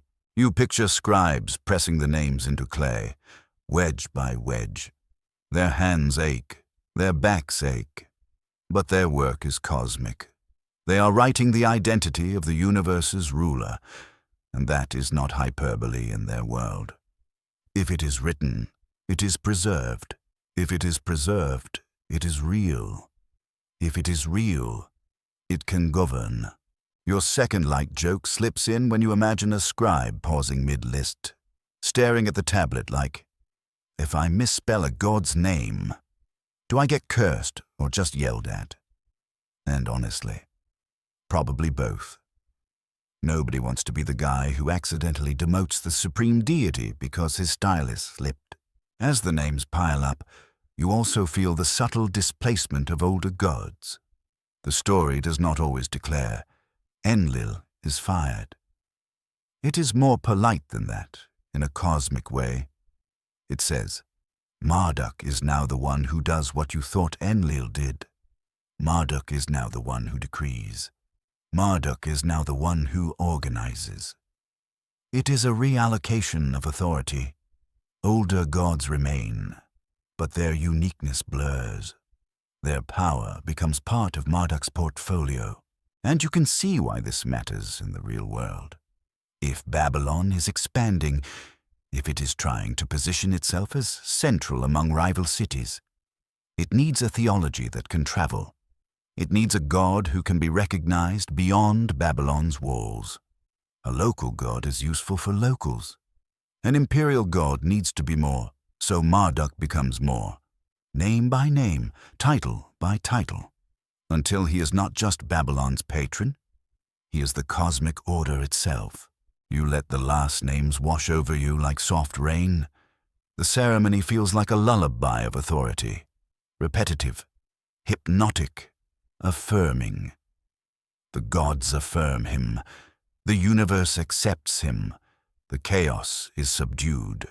The story is sealed. And now, with his identity expanded and formalized, the focus begins to shift back to the city. Because a god's supremacy is not just announced in heaven, it must be performed on earth. It must be celebrated, embodied, marched through streets, fed with offerings, shown to the people. The names need a stage. The stage is Babylon. So you turn your attention toward the river again, toward the roads and temples and festivals that will make Marduk's supremacy visible. The cosmic battle is done. The cosmic naming is done. The next step is how a city becomes the loudest temple in the world and how Marduk's cult becomes a microphone that never turns off. And as you walk forward into the soft night, you feel the story sliding from cosmic architecture back into brick and ceremony, where humans will do what humans do best. Repeat the story until it feels like it has always been true. You find yourself back in Babylon, because that is always where this story wants to land. The cosmos can be rearranged all at once, but if nobody in the streets feels it, it is just a fancy tale floating in the dark. Babylon, though, is excellent at making ideas feel physical. The city does not whisper its devotion, it performs it. The night gives way to a bruised dawn, and with the light comes motion, purposeful and organized. Like the whole place has agreed to wake up at the same time and pretend it is effortless. You walk along a main route that is wider than the side streets, and you can already sense the festival energy even before the music starts. People sweep thresholds. Vendors set out trays.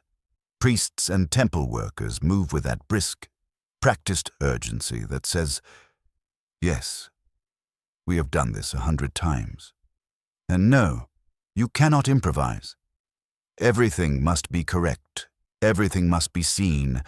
Marduk's supremacy, after all, is not only a belief, it is an event.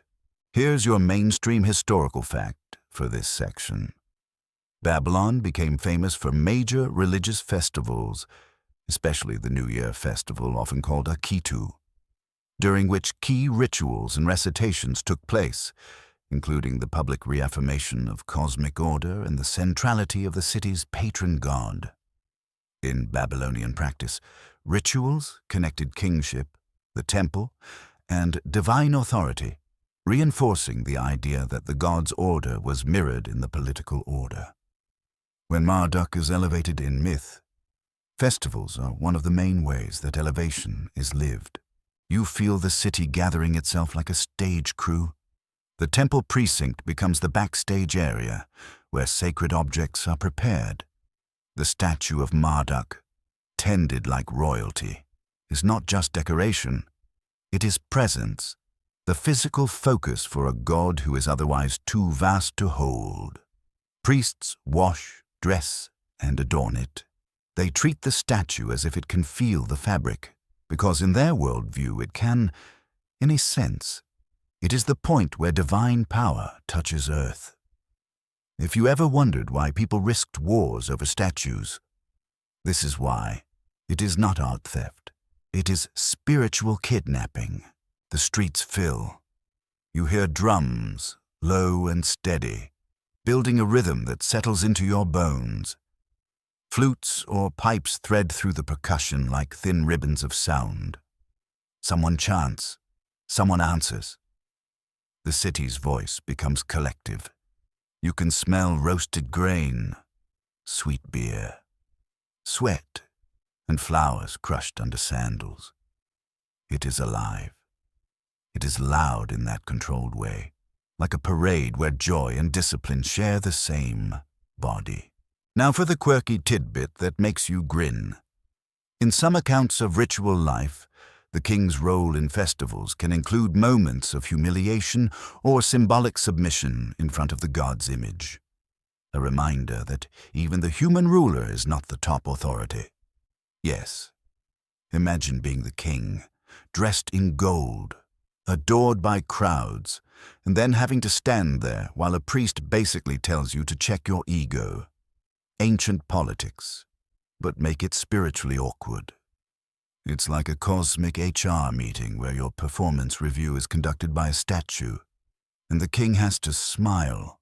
Historians still argue whether certain details of these festival rituals were consistent across centuries or varied significantly over time, especially as political circumstances changed and different dynasties adapted the traditions. That debate makes sense, because rituals are living things.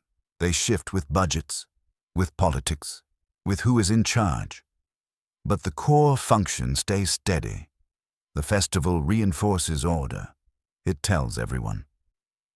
The world is stable because Marduk rules, and Babylon is the place where that rule is celebrated. You walk along the procession route and watch as the crowd parts. Temple attendants carry ceremonial items. Priests in clean garments move with measured steps. The sacred procession is not a casual stroll. It is choreography. Every gesture is a statement. When the statue of Marduk is carried or displayed, it is like the city is carrying its own identity in the public, declaring, "This is our center."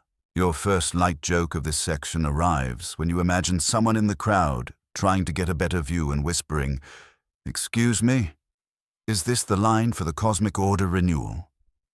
And another person answers, dead serious, "Yes, but do not cut." Because honestly, people have always been people, even when gods are involved. You notice the way the city's architecture supports the performance. Streets widen where processions need space. Gates frame the movement. The temple precinct is positioned as the destination, the climax point. This is how built environment and belief reinforce each other. Babylon's bricks are not neutral. They are propaganda you can walk through. Every wall says, "We are organized. We are central. We are chosen." And Marduk's myth makes that organization feel cosmic. If he created order from chaos, then Babylon's orderly procession becomes a miniature reenactment of creation. The crowd moving in controlled lines is the opposite of the monster sea. The drums keep time like a heartbeat of stability. The recitations repeat names and deeds like they are, anchoring the universe in syllables.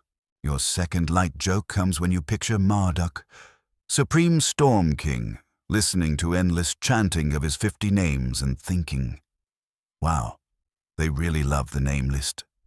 Because yes, it is flattering, but it is also a lot. Even gods might need a break.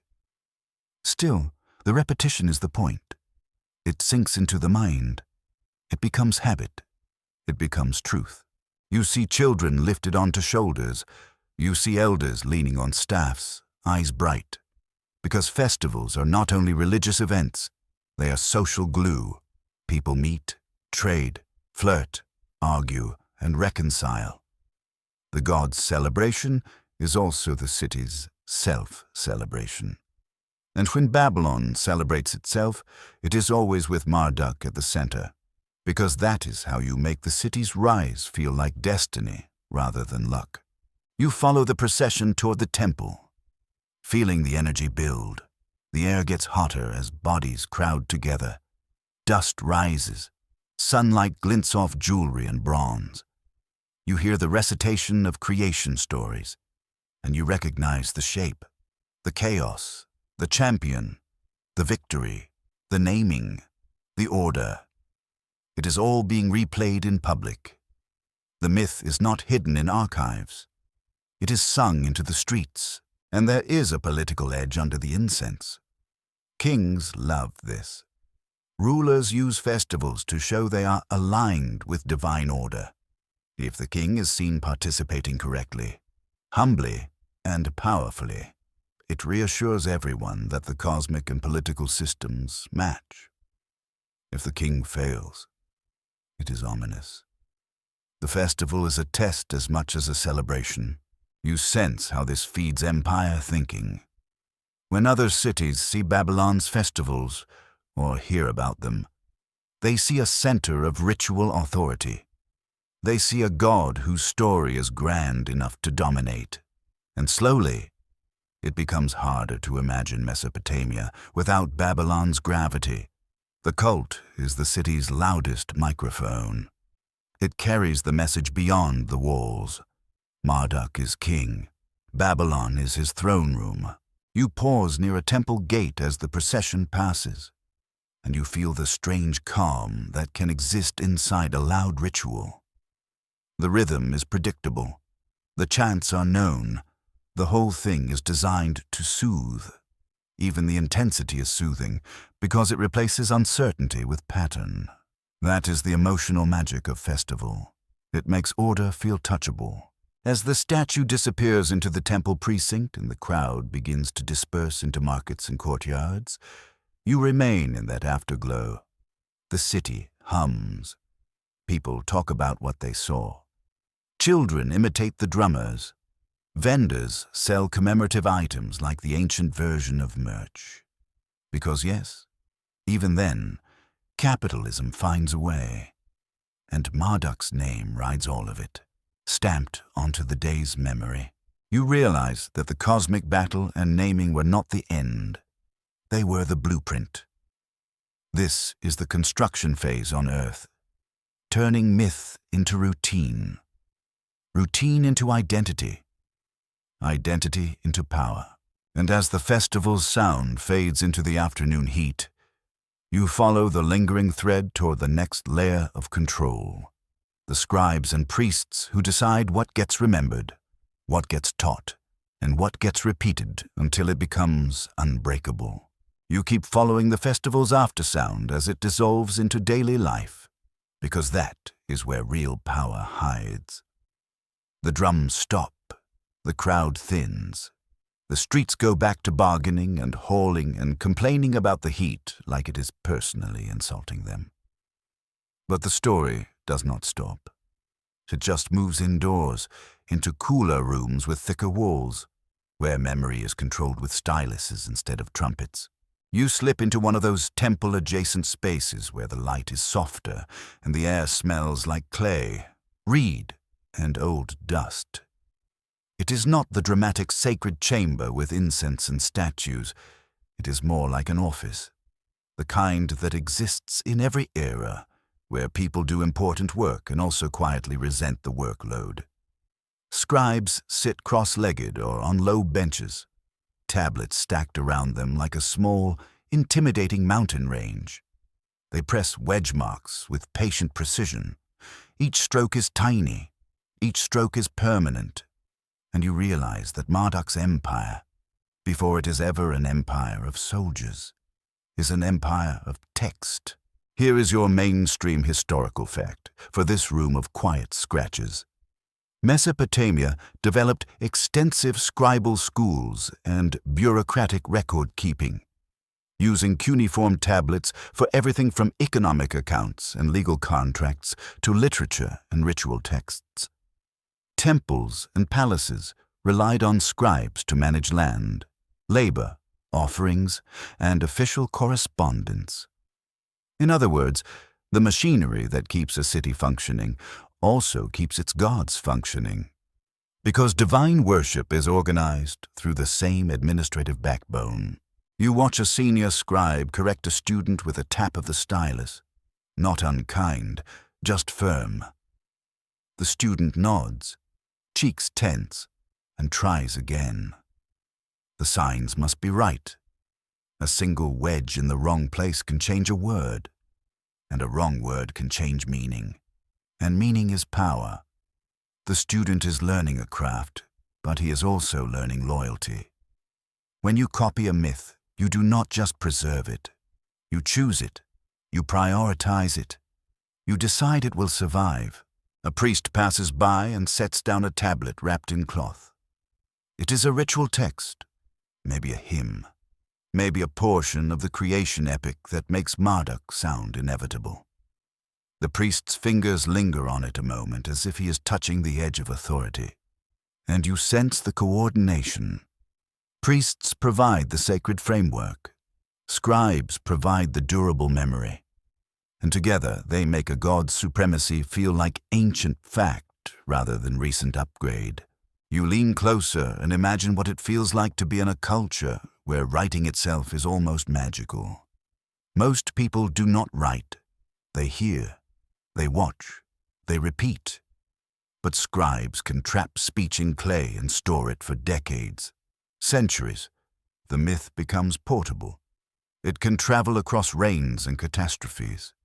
It can outlive kings. That is how a god becomes bigger than any one political moment. Now for the quirky tidbit, the one that makes you smile even while your eyelids get heavier. Scribal training often included copying set texts again and again, not just because it taught writing, but because it taught ideology. You can picture a young apprentice groaning internally as he copies yet another hymn praising Marduk's wisdom and power. Like, yes, Marduk is amazing. Can I please copy something fun, like a love poem or a complaint letter about my boss? And honestly, Mesopotamians did write complaint letters. People have always been people. That is your first light joke for this section, and it lands nicely because it is painfully believable. You walk deeper into the archive area and feel the temperature drop. Thick walls, fewer windows. The air is still. The tablets here are stacked and catalogued in ways that make you want to whisper, because it feels like a library where the books can judge you. This is controlled memory. Not in a sinister cartoon way, but in the very real way that institutions preserve what supports them. If the temple's wealth and status grow with Marduk's supremacy, then texts emphasizing his supremacy become valuable. They get copied more often. They get taught more often. They become the default.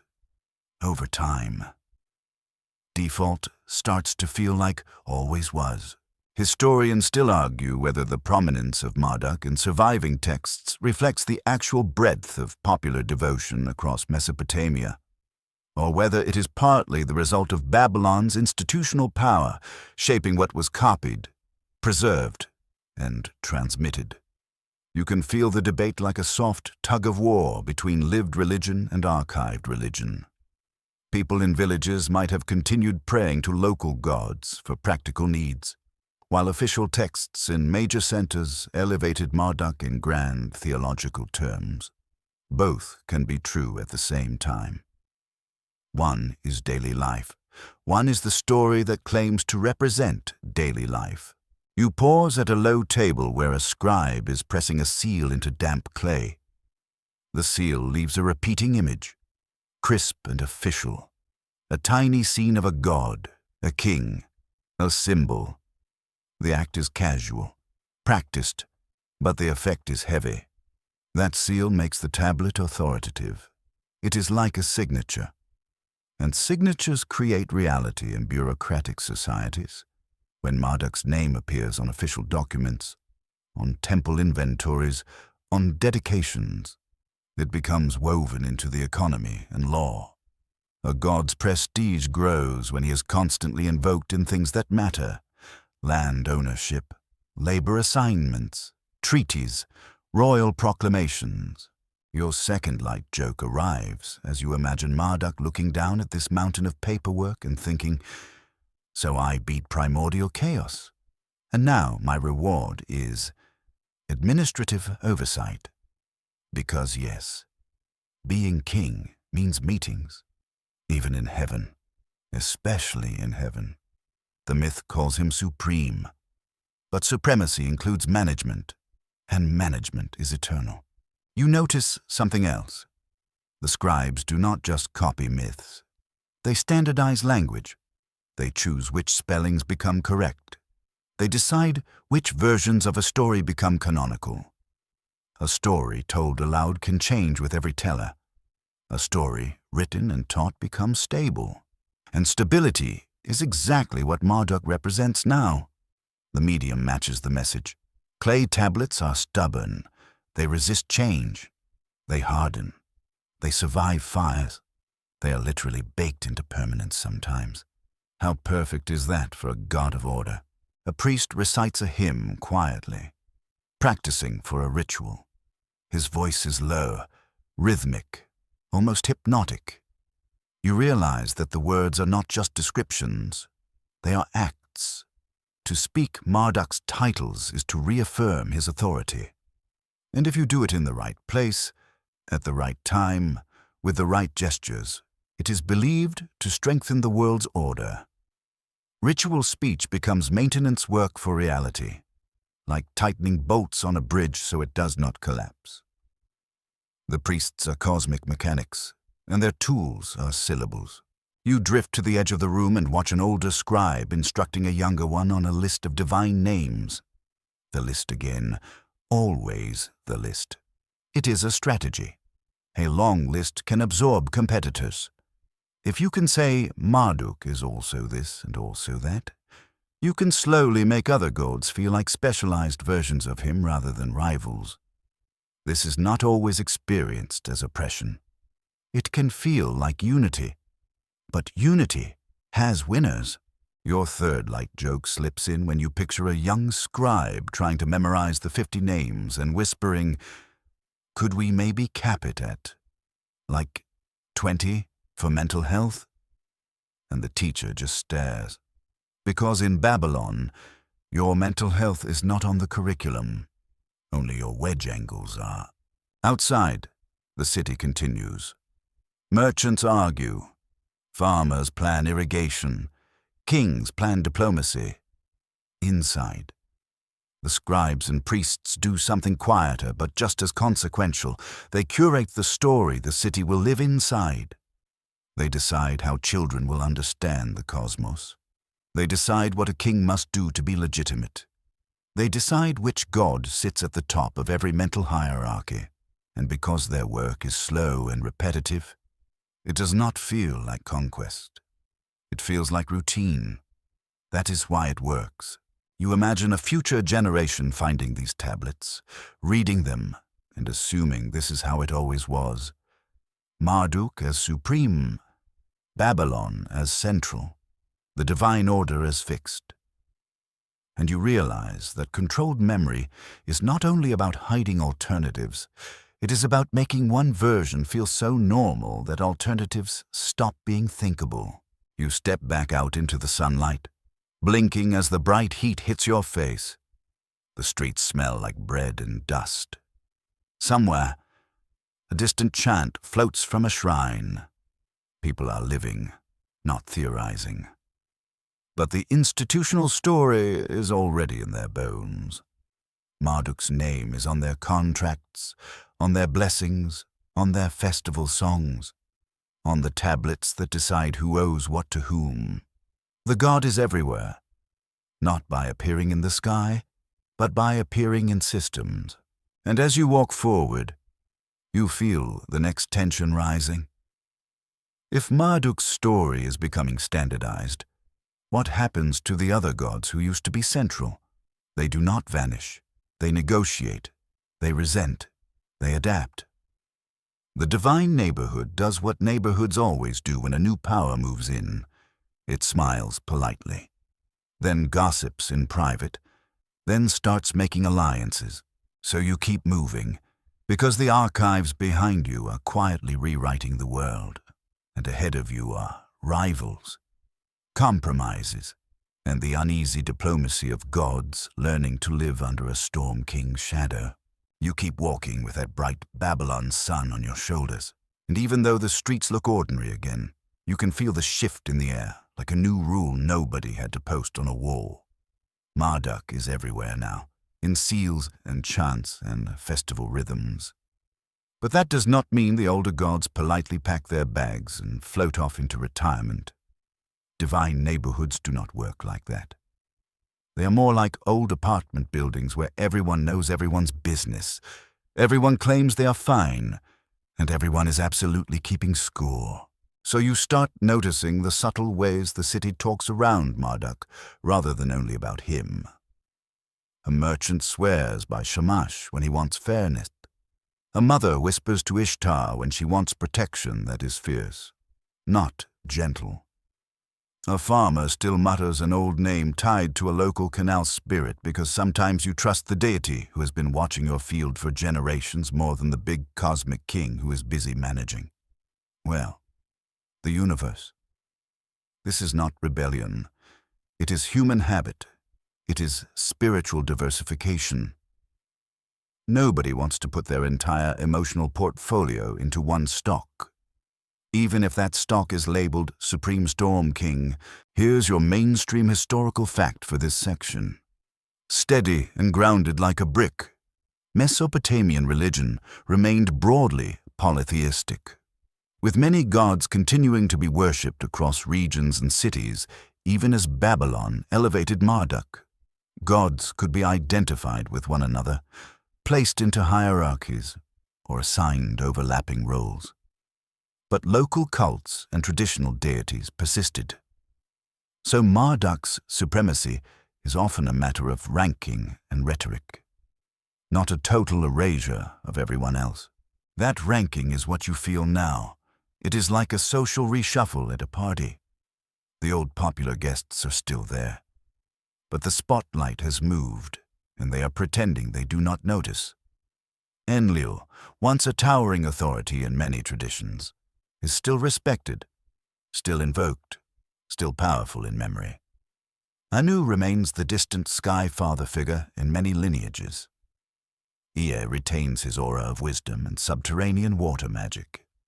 Ishtar's magnetic chaos of love and war does not shrink easily. Shamash keeps shining, literally and legally, as a symbol of justice. None of these divine personalities vanish because a new king takes the throne. Instead, they adapt. You picture the divine assembly again.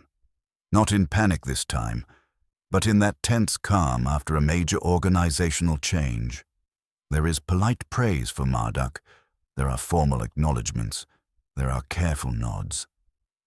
And under the surface, there is negotiation. Who gets what jurisdiction now? Who retains which honors? Which temple gets which privileges?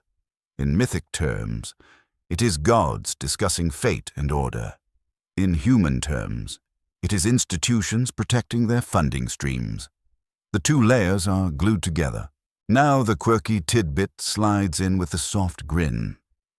Ancient Mesopotamian texts sometimes treat divine rivalries and alliances in ways that feel almost like diplomacy between cities, because, in practice, they often are.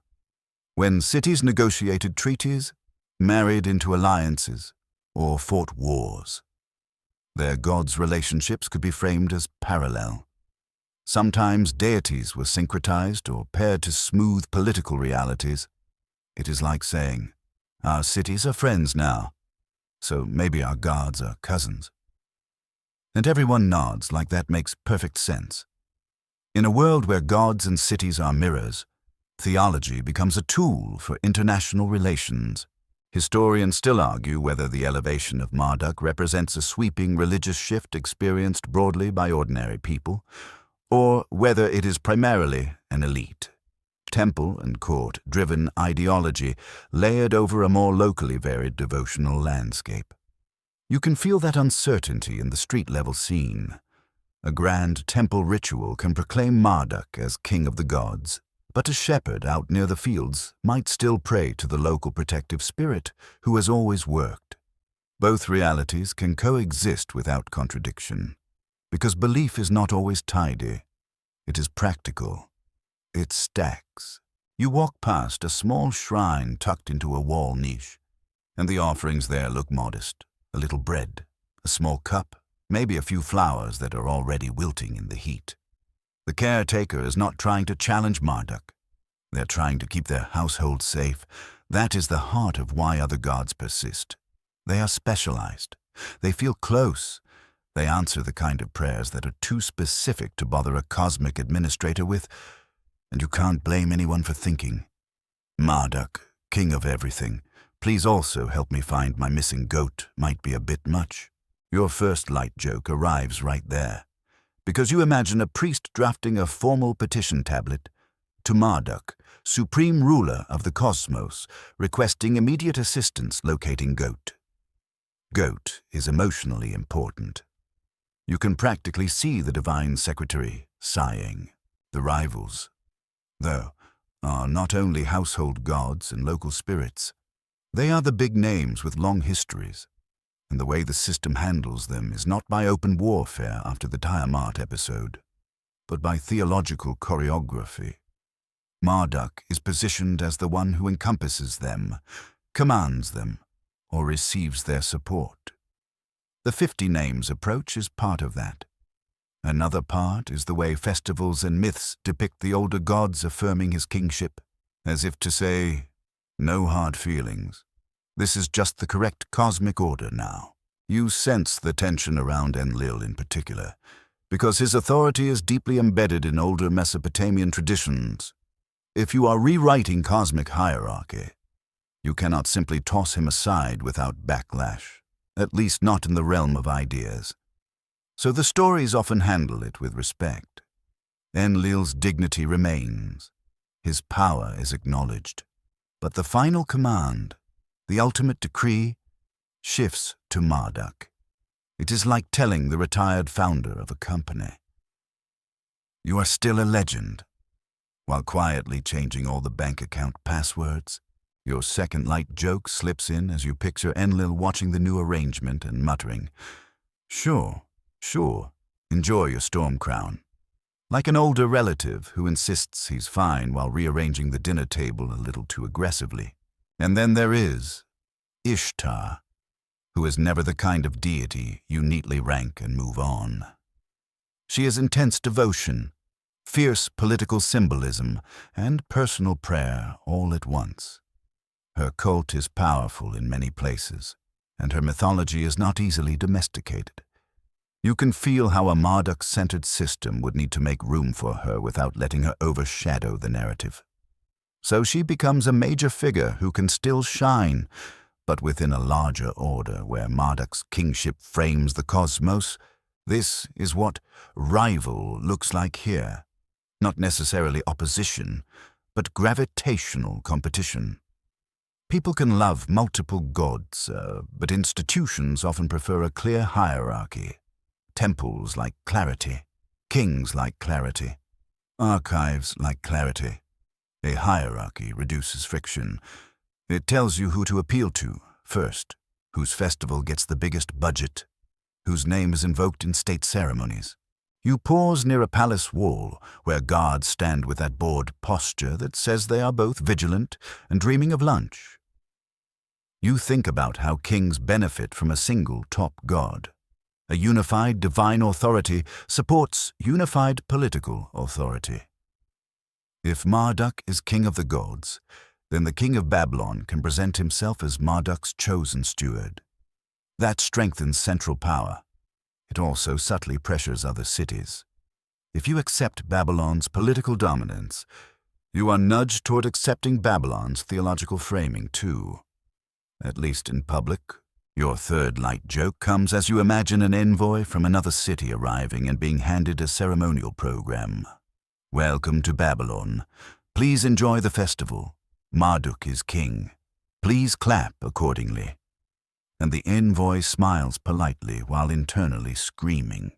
Because diplomacy has always been an exercise in smiling through discomfort. Still, it is not only pressure, there is also genuine synthesis.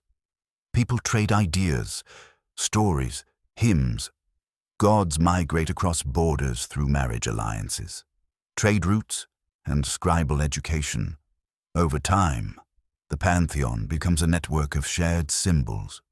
Marduk's rise takes advantage of that network, absorbing it, reorganizing it, making himself the central node. And as you walk, you feel how this divine neighborhood is settling into a new normal. There is grumbling, there is adaptation, there are compromises and subtle resentments. But the system holds because it offers something precious, an explanation for why the world is ordered and who guarantees that order. When anxiety returns, as it always does, people will lean on the story again. The older gods will still be there, still honored, still useful, but the crown, increasingly, belongs to the Storm King. You leave the palace wall behind and head toward the outskirts where the city meets the fields again. Because the next step is not just divine diplomacy. It is the way human kings start borrowing this theology like a weapon and a banner, turning Marduk's cosmic supremacy into real imperial policy. You follow the road out toward the edge where Babylon thins into fields, and the city's noise fades into a softer mix of birds, water, and distant shouting that could be either a farmer calling a child or a merchant yelling at a donkey. The sky is wide and pale. The canals glint like drawn lines across the land. And you realize again that this is what empire looks like before it looks like armies. It looks like control of water, control of grain, control of records. The fields are not just food. They are the fuel that lets kings dream bigger than their own walls. And that is where Marduk's story starts moving into human hands. Because once you have a god who is king of the gods, every human ruler within his orbit wants to be the person closest to that throne. It is irresistible. If you can claim that the supreme deity supports your rule, then rebellion becomes not only treason, but cosmic misbehavior. It is like telling your opponents, "You are not just against me. You are against reality's management." Here's your mainstream historical fact for this section. Babylon's political power grew significantly under the Old Babylonian period, especially associated with kings like Hammurabi. And later, Babylonian rulers continued to emphasize the city's patron deity and royal ideology. Mesopotamian kings commonly presented themselves as chosen by the gods, and inscriptions often linked royal success, building projects, and law-giving to divine favor. In Babylon's case, Marduk becomes an increasingly central divine patron in that royal self-presentation. You feel the shift from temple to palace, from hymn to inscription. You imagine a king standing before a newly built wall or canal, commissioning a text that praises both the work and the divine authority behind it. The inscription does not say, "I, the king, did this because I am awesome." It says, "I did this because Marduk appointed me, guided me, and approved me." The king becomes the extension of the god's will. And the god, in turn, becomes the cosmic sponsor of the king's policies. You walk along a canal bank where water slips past reed clusters. You can see how a king might claim this canal as evidence of legitimacy. "Look, I brought order. I brought water. I prevented famine." That claim mirrors Marduk's cosmic act of taking chaotic waters and organizing them. The myth becomes a template for governance. The king becomes a smaller Marduk, a canal builder of society. Now, for the quirky tidbit. Mesopotamian kings often buried foundation deposits or inscribed bricks with their names and dedications, effectively leaving stamped messages inside walls and temples like ancient time capsules. Imagine being an archaeologist thousands of years later, finding a brick that is basically a royal selfie, built by me, favored by Marduk. It is propaganda baked into architecture, and it means that the built environment constantly whispers the same message: this ruler and this god are linked. Historians still argue whether the prominence of Marduk in royal ideology reflects deep personal devotion from kings or primarily a strategic use of religion to unify and legitimize authority. You can feel the question in the heat shimmering over the fields. A king might genuinely believe the god supports him. He might also be fully aware that the story is politically useful. Again, both can be true. Belief and strategy are not enemies. They are often roommates. You drift back toward the city's administrative heart in your mind, because that is where empire starts to look like a machine. Officials collect taxes in grain. Laborers are organized for building projects. Messengers travel between cities. Treaties are sealed with oaths. In all of it, Marduk's name becomes a stamp of legitimacy.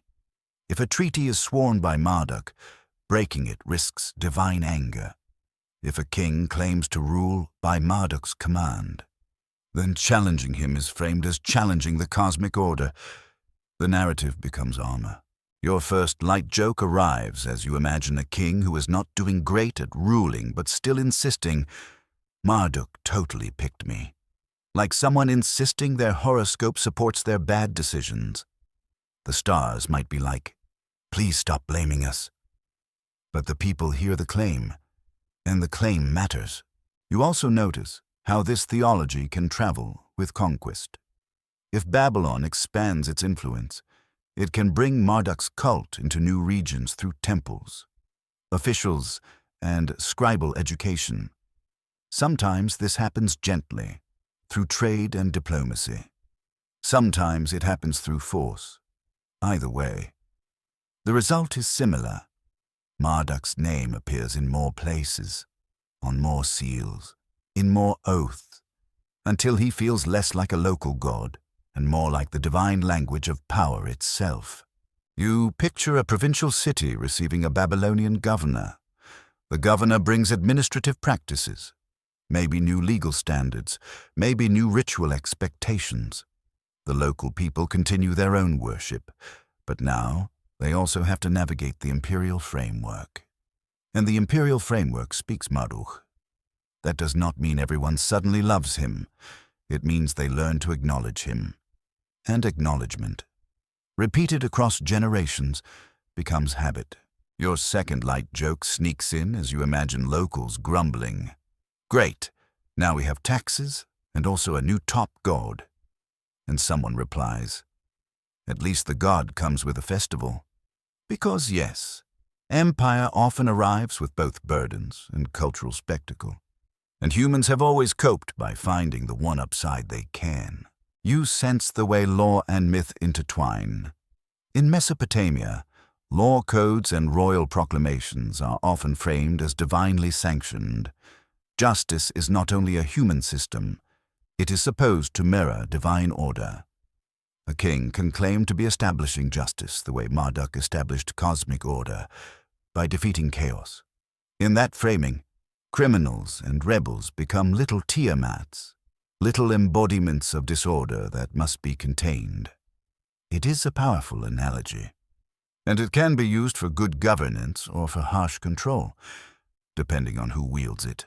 You stand near a boundary stone in your imagination, one of those markers that define land ownership. It is simple, but it represents the deeper principle. Order is made of boundaries, boundaries between fields, boundaries between cities, boundaries between God's jurisdictions. Marduk's myth is a cosmic boundary story. He divides, organizes, assigns. Kings love boundaries because boundaries make taxation and authority possible. So the myth supports the bureaucracy, and the bureaucracy supports the myth. They feed each other until the system feels natural. Your third light joke arrives as you picture Marduk watching a human king's paperwork pile up and thinking, "I told you, supreme authority comes with administrative tasks." And the king whispers back, "Could you maybe handle some of this?" And Marduk is like, "No, this is character building." Even divine mentorship has tough love. As the day cools, You walk back toward Babylon's walls. The city's silhouette returns, and you see it not just as a place of worship, but as a political engine. Its temples are banks, its palaces are command centers, its archives are memory factories. And at the center of it all is Marduk's name. Now functioning as both spiritual anchor and imperial banner, you feel how the story is heading toward a harder truth. Empires wobble, cities fall, gods are challenged, and when Babylon faces conquest, Marduk's supremacy will be tested in the most painful symbolic way possible, through the fate of his statue, his temple, and the narrative of whether the god can be taken, stolen, or silenced. So you keep moving forward, because the next act is not triumphant expansion. It is vulnerability, captivity, theft, and the kind of comeback story that keeps a Storm King central even when the walls are breached. You walk along Babylon's outer wall as evening arrives, and the light turns the bricks the color of baked honey. The air cools. The city smells like bread and smoke and the faint sweetness of dates fermenting somewhere, which is either charming or alarming depending on how many jars are involved. You can hear the muffled life inside the walls, and it feels steady, like the kind of steadiness people mistake for permanence. But as you keep walking, you feel the story tighten into a more fragile note. Because nothing in Mesopotamia stays unchallenged for long. Rivers change, dynasties break, and empires, no matter how loud their festivals are, eventually meet someone louder. In mythic terms, this is where the Storm King's supremacy gets stress-tested, not by another sea monster this time, but by human conquest and the terrifyingly practical politics of winning. Because when an enemy takes a city, they do not only take grain and gold, they take symbols, and in a world where a god statue is treated as presence, taking the statue is like taking the city's soul. Here's your mainstream historical fact for this section. In Mesopotamian history, conquering powers sometimes removed or relocated cult statues from defeated cities, and Babylon itself experienced periods when it was conquered and its sacred objects were taken. Later, rulers sometimes celebrated the return of these statues, framing it as a restoration of divine favor and rightful order. The fate of a god's image could become a major political and religious narrative. You feel how heavy that is as you approach the temple precinct in your imagination. The statue of Marduk is not just an object. It is the focal point for festivals, oaths, and the whole story of cosmic order. If it is removed, people do not think, "Oh no, we lost a sculpture." They think, "Oh no, our God has been taken away, or our God has abandoned us, or our God is angry." Any of those interpretations can shake a city's confidence to the bone. You picture a conquering army entering Babylon, not with cinematic slow motion, but with the blunt speed of history. Gates breached, officials panicking, priests rushing, and then the worst moment for a cult, the inner sanctum being opened by hands that are not supposed to touch it, the statue being lifted, carried away, placed on a cart, escorted out as the city watches. That image is enough to make your stomach sink even though you know you are safe. Because symbolically, it is the reverse of the procession you watched earlier. Instead of the god being celebrated through the streets, the god is being removed through the streets. Instead of order being reaffirmed, disorder is being demonstrated. Now for the quirky tidbit, which is less haha and more, oh wow, humans are consistent. Conquerors did not always treat stolen statues as trophies only. Sometimes they treated them as hostage-like divine assets, believing that relocating the statue could redirect the god's favor toward the conqueror's own city. It is basically spiritual economics. If the god's presence is now in our capital, Maybe the god will bless us instead. Imagine moving a whole deity the way you might move a valuable machine. It is cold and practical and exactly how empires think. Historians still argue whether people in these moments believe the god was literally captured, or whether the removal was interpreted as the god choosing to leave, withdrawing protections, punishment. The nuance matters. If the god is captured, then the city is a victim. If the god left, then the city might feel guilty, as if it failed the god. Both interpretations can exist simultaneously too, because humans are capable of feeling victimized and ashamed at the same time, like a weird emotional combo meal. You stand outside the temple in your mind and listen to the silence after such a removal. No festival drums, no chanting, just the wind, and the small daily sounds continuing as if they do not understand what was lost. People still bake bread. Children still play. But the center feels hollow. A god's absence becomes a kind of spiritual weather. Everything feels less anchored. Your first light joke, very gentle because this is a heavy moment, slips in as you imagine a priest staring at an empty pedestal and whispering, "Okay, so, do we still do the procession, or is it just me carrying a sign that says, 'Marduk will be right back'?" It is dark humor, but humans lean on humor when the sacred breaks.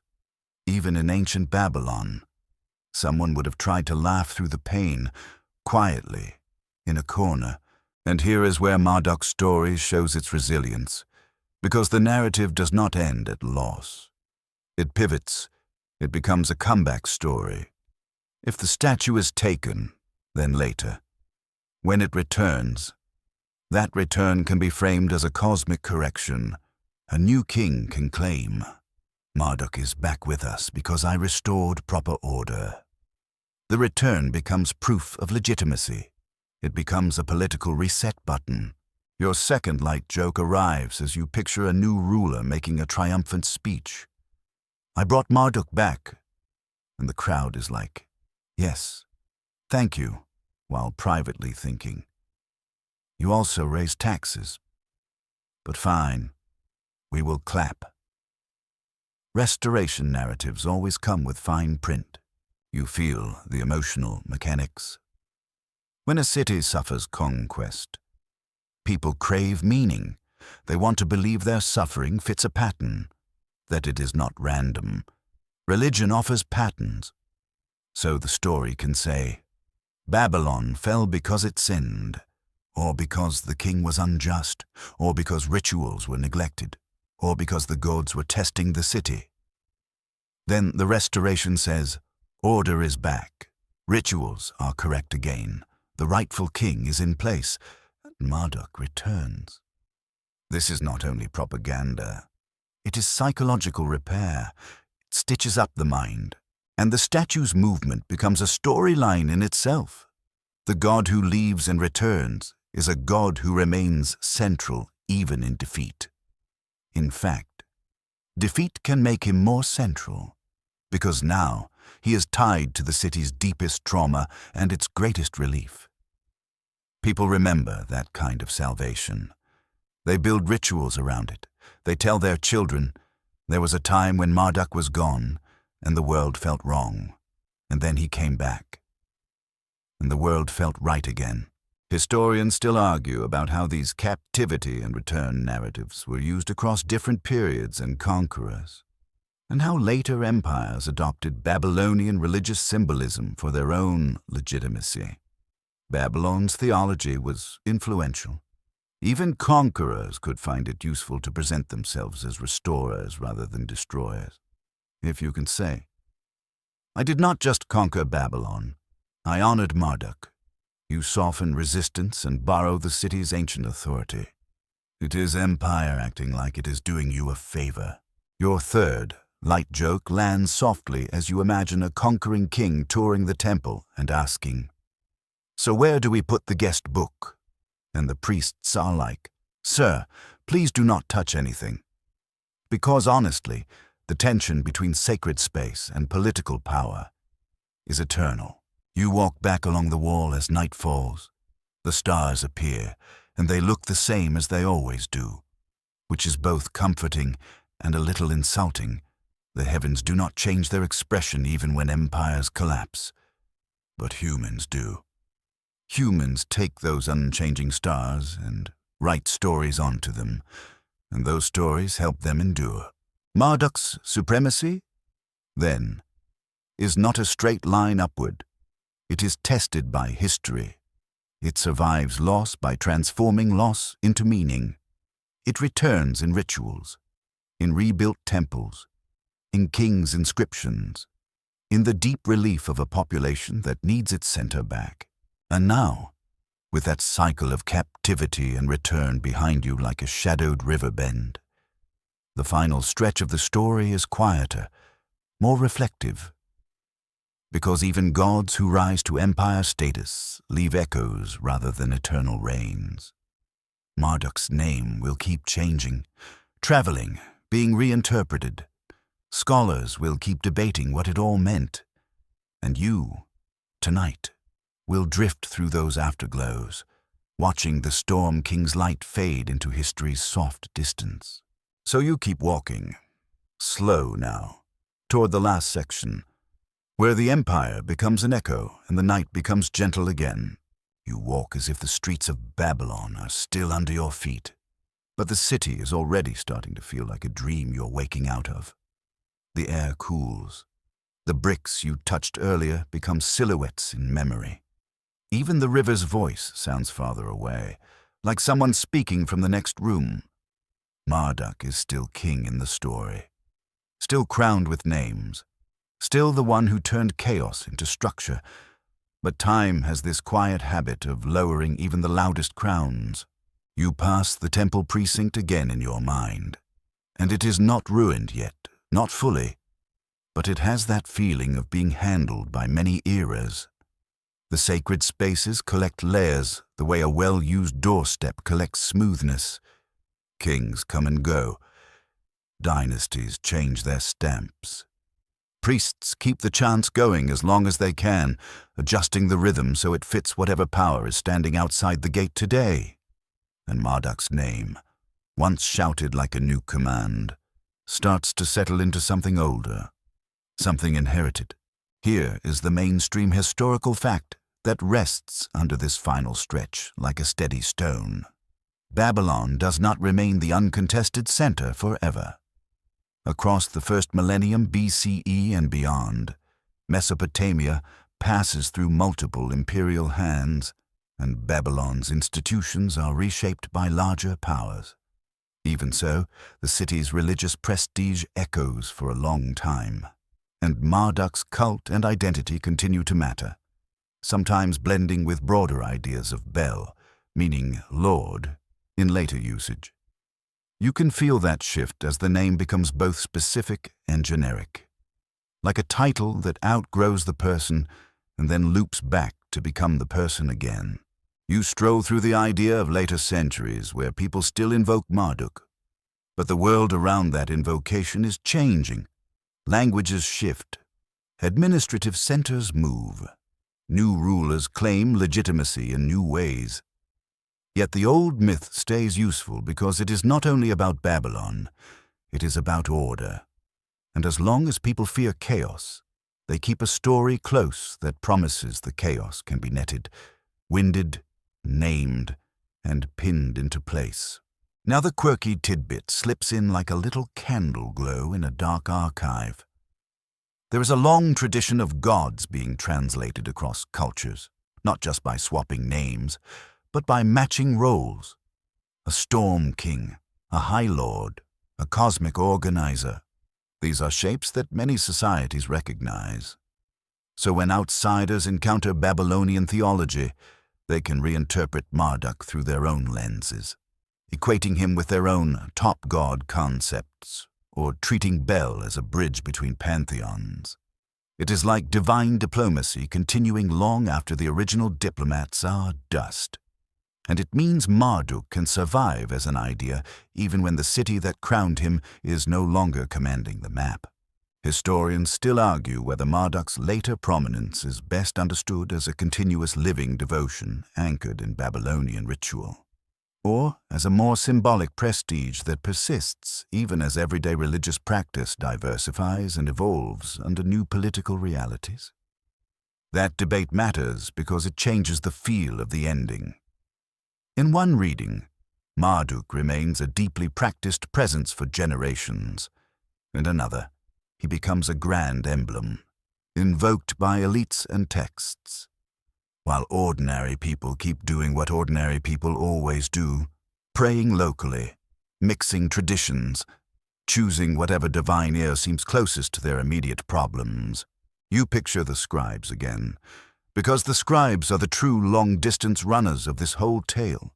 Tablets get copied, titles get preserved, hymns survive because someone thought they were worth the wrist pain. And you have to respect that. Imagine dedicating your whole career to pressing wedge marks so that a storm god's name stays sharp for the next century. Your first light joke in this section arrives right there. Somewhere, an ancient scribe is definitely muttering.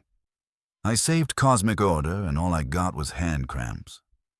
Fair, completely fair. You wander through the later echoes of Babylon's festivals. How rituals can persist even when the political sky above them changes color. People still love a procession. People still love a calendar that tells them when order is renewed. And even if the statue is moved, returned, honored, threatened, the narrative keeps finding ways to recenter itself. If the god is absent, the story becomes longing.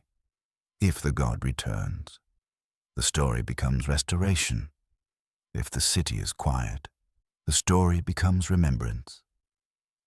Every outcome gets folded back into meaning, because meaning is what keeps a community from dissolving the way Tiamat's deep threatens to dissolve everything. Your second light joke slips in as you imagine some later official in a totally different empire reading Babylonian tradition and saying, "So you are telling me this Marduk guy already has a full cosmic origin story, a victory over chaos, and 50 names. That is, a very strong brand." And a Babylonian priest just gives that polite smile like, "Yes, we have been saying." But the story does not only echo forward in worship, it echoes forward in curiosity. Because even when temples fall quiet, texts can sleep. Buried tablets wait. Ruins keep their outlines. And much later, in the modern imagination, Marduk returns in another form, not as a living festival presence for the whole city, but as a recovered voice from the past. Scholars decipher cuneiform, museums display fragments. People read the Enuma Elish and feel that ancient rhythm again. Chaos, bargain, storm, victory, names, order. The Storm King becomes a figure you can meet across time, even if you cannot meet his procession in the street. Your third light joke arrives softly as you imagine Marduk watching modern humans argue online about him and thinking, you all had centuries to calm down and you still turned this into a comment section. Even divine kings cannot escape the strange ways humans honor and misunderstand what they love.